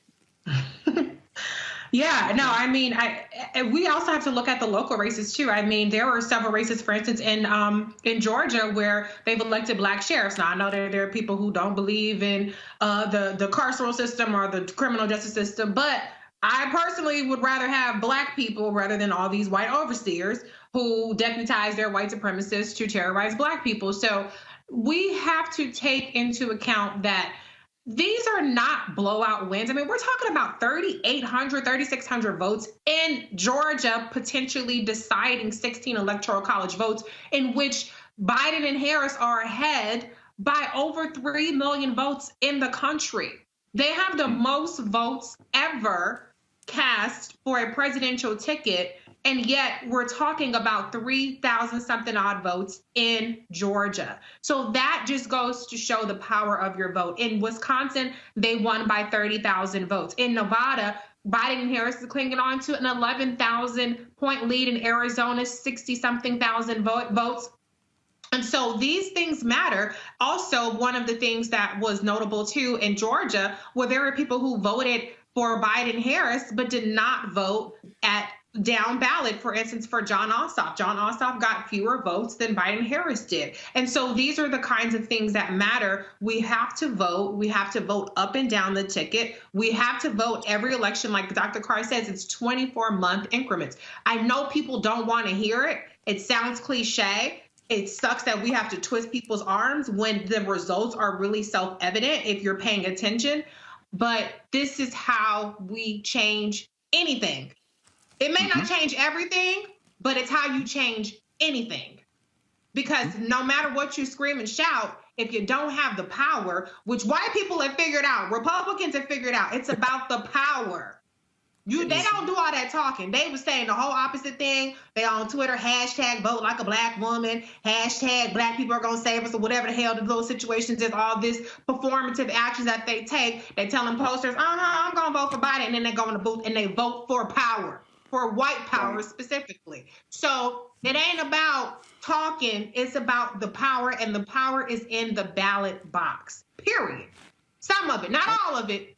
But you can't, if you don't have the ballot power, if you don't have the political elected legislative power, then you're swimming uphill the whole time.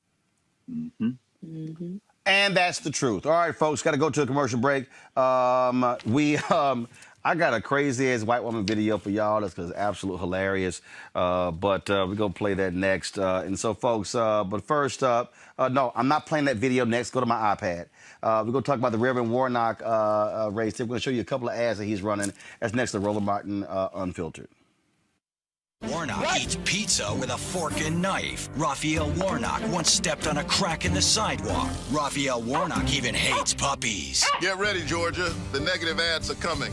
Kelly Loeffler doesn't want to talk about why she's for getting rid of health care in the middle of a pandemic, so she's going to try and scare you with lies about me. I'm Raphael Warnock, and I approve this message because I'm staying focused on what Washington could do for you.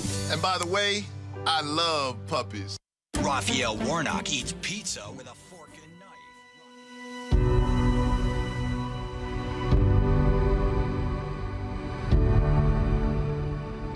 We must vote for the people we now call essential workers, but we don't pay them an essential wage. We don't provide for them essential benefits. We must vote for our seniors who have to choose between buying food and buying prescription drugs.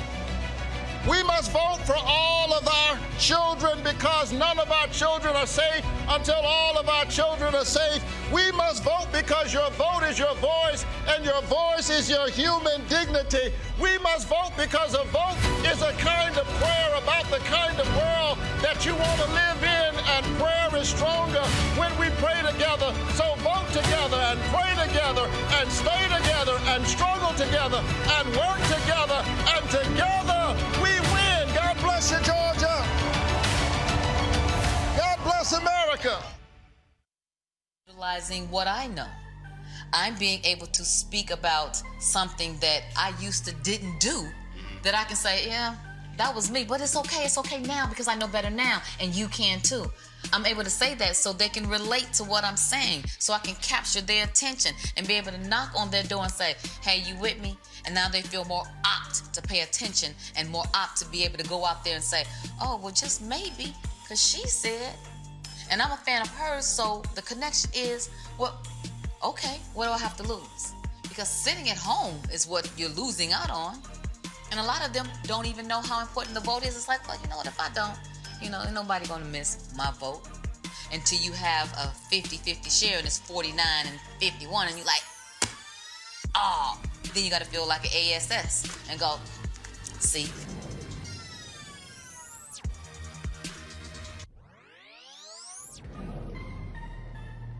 So because of friendships like yours, that's what made me figure out that, my vote did matter and that it was important for me to vote and get out there, even if I wasn't doing everything, perfectly, just trying and then learning from the mistakes, whatever mistakes that I made, and trying again and getting better the next time that I went out to vote or to speak about something, political. That's the start. That's the way that we do it, because we can't go back and undo, I can't go back in time and make myself be at the polls when I wasn't. So that's where the civic sense comes in. But I can start now. And that's what, I started when I started. And now I'm a part of more, political drives to get other people to vote. I'm not the world's smartest when it comes to politics. I'm the first to admit that. I'm not even the second or third.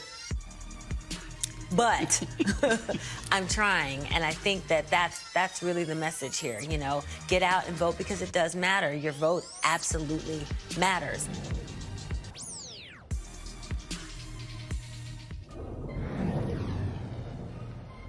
Between card games and family get-togethers, all that sort of stuff. I'm in them streets. I'm in the streets hustling. And what's crazy, your neighborhood, your environment pushes you to the streets very early, because in our neighborhood, this is the only place that you hear that you got to get out of here at 18. So in your mind, you 13 when you hear this. You got 5 more years until you on your own. So is school important or hustling to get some bread? Because at 18, I got to get out this lady house. And I don't know where I'm going or what I'm going to do. So it wasn't go to college. It wasn't get a job, go to the army, go to the military. It was, you got to be out this house. Got to be out this house. You go to prison at 19. Yes. And for the first time, you're hearing this old man talk about voting. What did you say? What's that? What's that? And why does that make a difference? What did he say? And he broke the averages thing down to me. About they gonna be stealing money. He said, and his thing was about people getting out. That's not gonna get out because Bush is gonna come in and he gonna set off all these people's sentences just to show that he's tough on crime to get favor with whoever put him in office. Made sense to me once he broke it down. Then I started reading about voting and the importance of voting, just talking with them. Because these are men who probably marched for voting, probably something went wrong in their life, they still ended up in this place. But there was a lot of knowledgeable people there, and I just hung with the old cats that had all this information. Hey man, when you get out, this is what needs to happen. This is what's not in the community. This is the reason why you're here.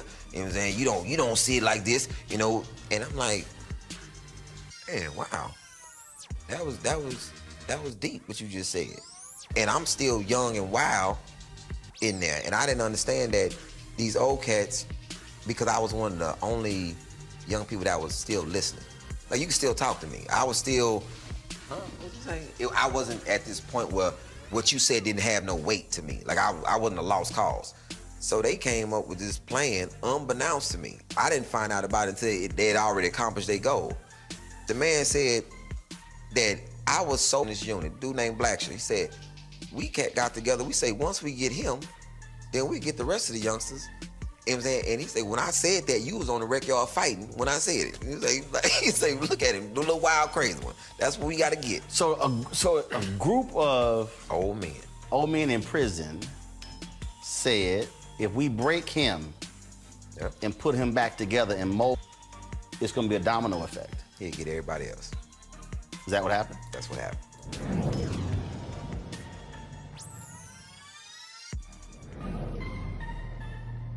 Trump can show up and say anything, and they can just go, oh, yeah. And the African-American community was great to us. They didn't vote. You know, he just called you stupid. Did you hear that? But he's for us. Really? And they were just regurgitating the things that they had heard on a radio or in the barbershop with them. They hadn't thought about it. Democracy is in danger because people don't know how to think. I'm done with trying to convince people to try to vote for their, for their life. You have to run for your life. I'm gonna go try to get people who are open to it and lead them. I'm done with hope. Fuck hope. Fight.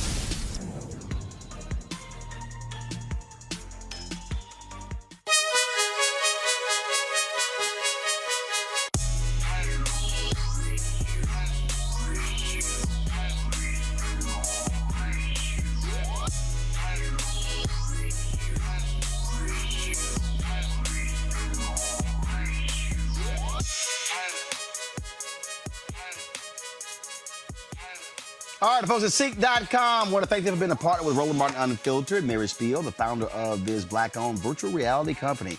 You can watch their content at Ceek.com, CEEK.com. This is one of the headsets that you can use. This virtual reality headset. Drop your phone right into here. Look at that content. Our content on their site, other 360-degree video, puts you right there up close. And so you just pop it on like this, and then you're able literally to just sit here and put yourself in the room and see everything that's around you 360 degrees.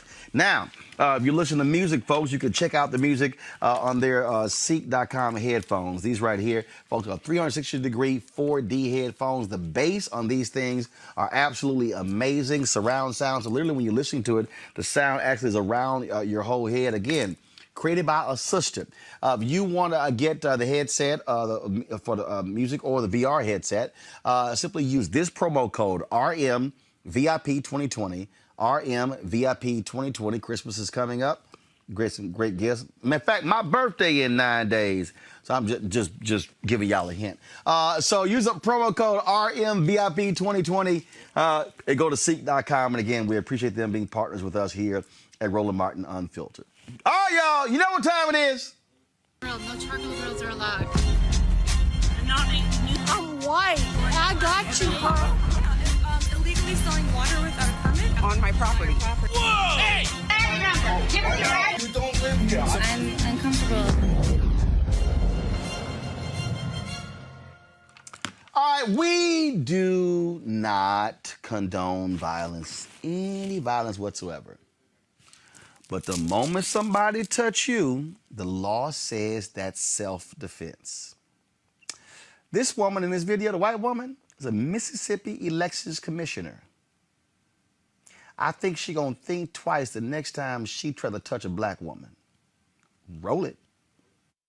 Because ever since I've been standing here, y'all been Ain't nobody, ain't no y'all. even gave you. I just woke up. I just said something to you. Don't get in your truck before you get smacked. Now, go on now. I'm asking you to get out of my face. I'm asking you to quit pointing. Get your hand. Get out of my face, lady.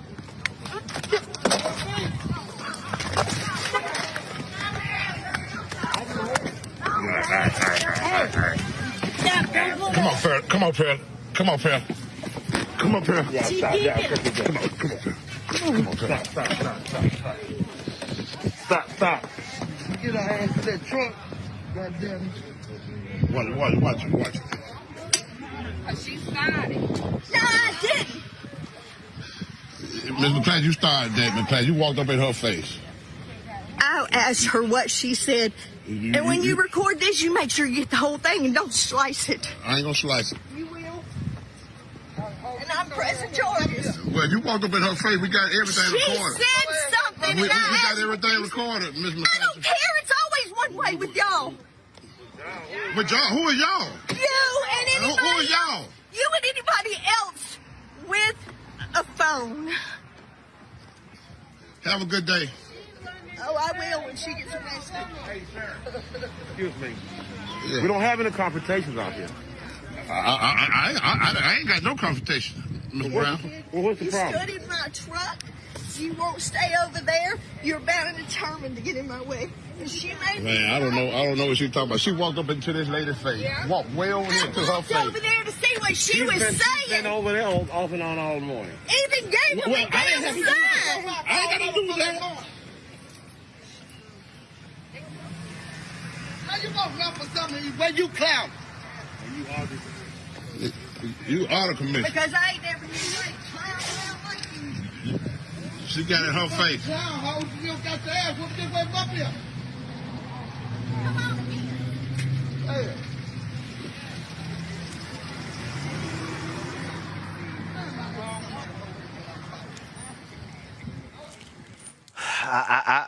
Eric, I keep trying to tell these folk. That y'all.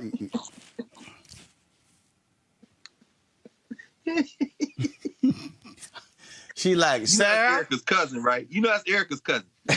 Listen, the Southern roots run deep. Tell you, you run up on a sister like me, you asking for everything I'm going to give you. And this is what white supremacy want. They're going to miss. They're going to miss being able to just run up on black people and where you going, girl? Where you going, boy? Show me your papers. They're definitely going to miss this time where when they were walking into a building, it was, oh, let me get out of the way, and those kind of things that have just been passed down. So I'm really interested to see. I was just looking up to see if my brother Jamar Walter, who was running against the white lady that got our ass whooped, to see if he had won that election race. So much respect, and I hope he does in fact win. But this is the kind of stuff that we're pushing back against, and that, you know, really that a person that runs up as the fight is over, then immediately runs to the black man and say, well, what you do to Miss Sherry? Like, all that then. Now, Miss Sarah, Miss Sarah, you done started that, Miss Sarah. Nah, I know y'all also saw this video here. Now, y'all know she been, I got her cell phone number, her email. Paula White been avoiding me. Did y'all see her at that prayer rally for praying for Donald Trump? Lord, go ahead, y'all. Watch this here. This ain't the one with the cat in it. Hold on, just wait. Strike and strike and strike and strike and strike until you have victory.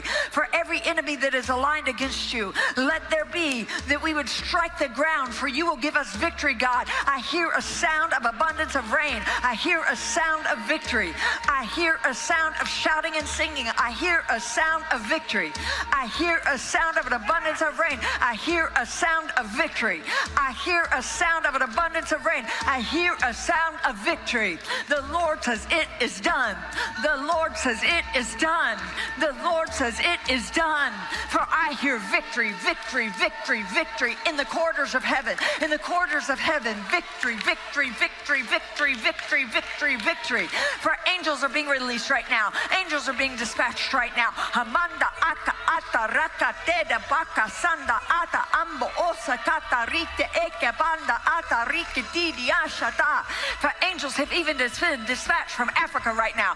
Africa right now. Africa right now. From Africa right now. They're coming here. They're coming here. In the name of Jesus. From South America. They're coming here. They're coming here. They're coming here. They're coming here. From Africa. From South So the angels from Africa are coming. But I thought Trump called them shithole countries. So I mean, so now all of a sudden, yeah, they coming. Oh, they coming to take me away. They coming to take me away. they coming for you. Now, y'all, there have been some absolutely hilarious remixes. Greg mentioned one of them. Here it is. From Africa right now. Africa right now. Africa right now. From Africa right now. They're coming here. They're coming here. In the name of Jesus. All right, they got some. Hold up, I'm looking for. Is this the one I'm looking for?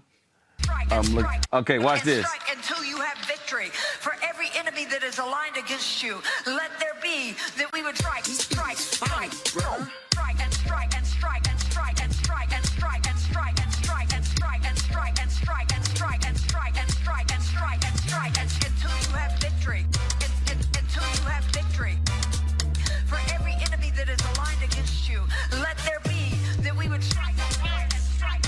I hear a sound. Oh, hold up. It's another one I saw that I just thought was just, oh my God. Is this the one here? Is this one? How about this one here? For every enemy that is aligned against you, let there be that we would strike the ground, for you will give us victory, God. I hear a sound of abundance of rain. I hear a sound of victory. I hear a sound of shouting and singing. I hear a sound of victory.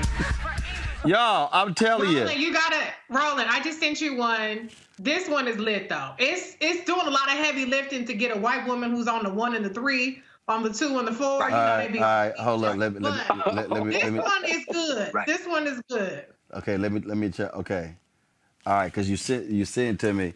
Okay, I gotta send it to via email because I'm on the iPad. You sent it the text on my phone. Hold on, I'm gonna get it. Hold on, y'all. My God, these videos are funny.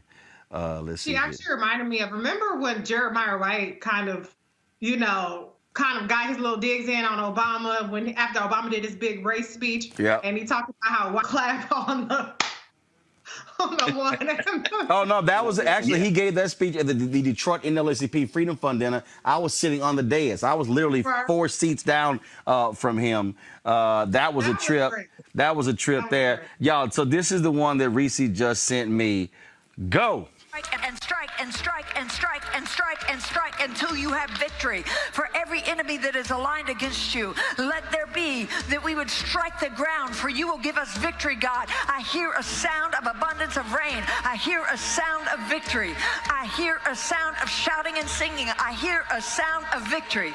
I hear a sound of an abundance of rain. I hear a sound of victory. I hear a sound of an abundance of rain. I hear a sound of victory. The Lord says, it is done. Done. It is done. The Lord says it is done. The Lord says it is done. The Lord says it is done. The Lord says it is done. The Lord says it is done. The Lord says it is done. The Lord says it is victory, victory, victory, victory, victory, victory, victory. I hear the sound of victory. I hear the sound of victory. Sound of victory. I hear the sound of victory. It is done. It is done. It is done. It is done. It is done. The Lord says it is done. The Lord says it is done. The Lord says it is done. The Lord says it is done. The Lord says it is done. The Lord says it is done. For I hear victory, victory, victory, victory. Orders of heaven, victory, victory, victory, victory, victory, victory, victory. I got my dance already. They're gonna accuse y'all of all being buck dancing sellouts. But here's the thing: we should take a minute to celebrate the fact that we still here. We cannot be killed, and we are going to win, and that includes everybody. So let's dance. Let's dance for a minute. Hey. We're gonna ball up our fist in a minute after this, but let's dance. That was funny. Hey, I'm just like, hey, you know what, y'all? Go ahead, Reese. Listen, it is done, and y'all can stay mad about it. But let me tell you something. I don't know how much of a disincentive violence is for white people, but it can at least stop them in their tracks. So good on Miss Pearl, because Miss Pearl said, go on somewhere, go on now. People think that older, I've heard ancestors, you'll catch these hands. Our ancestors have the hands. Our elders have the hands. Okay, on, Miss Pearl can give you a beat down, so don't sleep on Miss Pearl. And Sherry, and I love how she said, you acting like a clown out here. You know, they'll read you down, best then read you down, humiliate you, and she already had a little thing right here. But it was a fair fight. Don't step to Miss Pearl after she done told you to back the hell off and worry about your eye. Get that eye together. I mean, a woman told you, look, don't come over here. Don't come over here with that. And I'm going to tell you right now, I don't know what black church Paula White going to be able to walk into when they fly his ass and drop him off at Mar-a-Lago. And I'm sorry, after this crap, and you let her in your pulpit, Erica, go ahead. Listen, I'm glad that you teed that up that way, Roland, because, folks and I'm glad we're having a moment of laughing, but the folks that have really consolidated in with this son of a Klansman, they've told people who they are. And what's really sad about it is that Paula White does have a share of black women and men that attend her services. But here's the thing. Paula White and the son of a Klansman and all the rest of them are lying with no teeth. And where she is even more responsible is because as a person who says she was called of God, listen, that blood that's on that chick's hand is not coming off.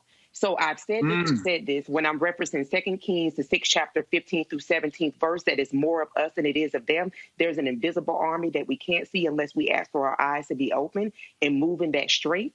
But that to the Marco Rubios, the Paula Whites, and all of these different people that have used faith as a way to gain what is temporal power, and really and really hurt people, black and brown and otherwise, is that there is a part that says, "Depart from me, I never knew you." And listen, for this little time that we have on earth, that is not something I would want to hear repeated back to me by what my faith says. And so I think people just remember that these are mere mortals. This is a time in humanity. She is a lion with no teeth. And just like the folks that she signed up with, she has no power. Okay. Greg, I got one more. That's right. I got one more, Greg. I got one more. Angels are being released right now. Angels are being dispatched right now. Hamanda aka ata raka teda baka sanda ata ambo osa kata rite eke banda ata rike didi ashata. For angels have even been dispatched from Africa right now. Africa right now. Africa right now. From Africa right now. They're coming here. They're coming here. Angels from where are being dispatched? I know she did not say Africa. You better call on some American angels. We are angels from Africa. We got African responsibility.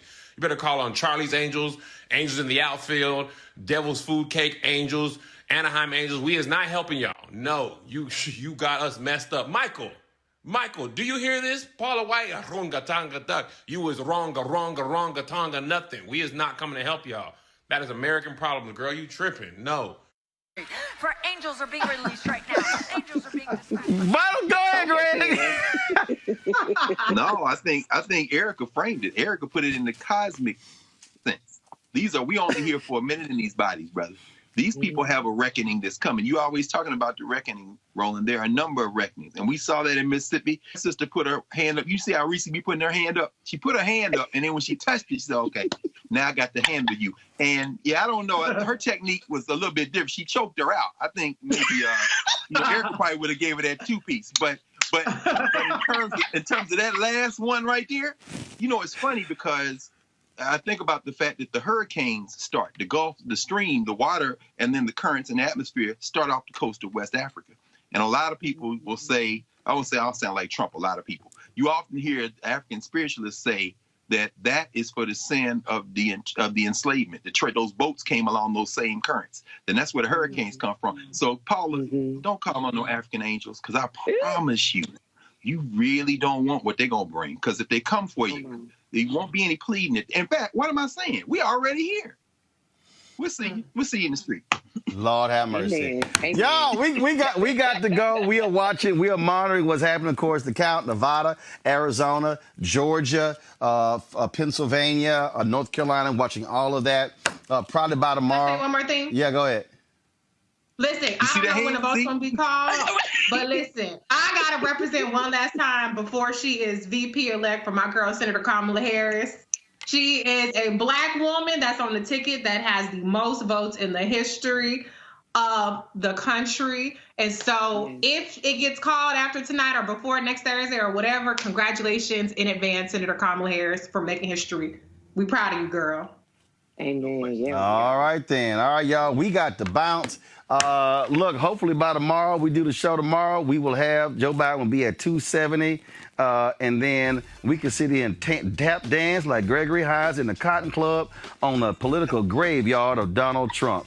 Don't forget that y'all will support Roland Martin Unfiltered. Go to Cash App, $RM Unfiltered, PayPal.me/R Martin Unfiltered, Venmo.com/RM Unfiltered, New Vision Media Inc., 1625 K Street Northwest, Suite 400, Washington, D.C., 2006. And shout out to, this is not me. I ain't saying it, ain't trying to get in trouble with everybody else. But our viewers have spoken. They say the flat out baddest panel all week is the one on Thursday. Thursday, we have actually the largest viewership. In fact, yesterday, I think the day after the election yesterday, we hit our all-time record. We exceeded 11,000, but today we actually have more than 10,000 watching right now as well, just on YouTube alone. So they always tell me they look forward to Thursdays for Reese, Greg, and Erica. And so we appreciate all three of you being on the show. Thanks a bunch. Thank you, Roland. Yeah. Folks, we got to go. I'll see y'all tomorrow. Holla!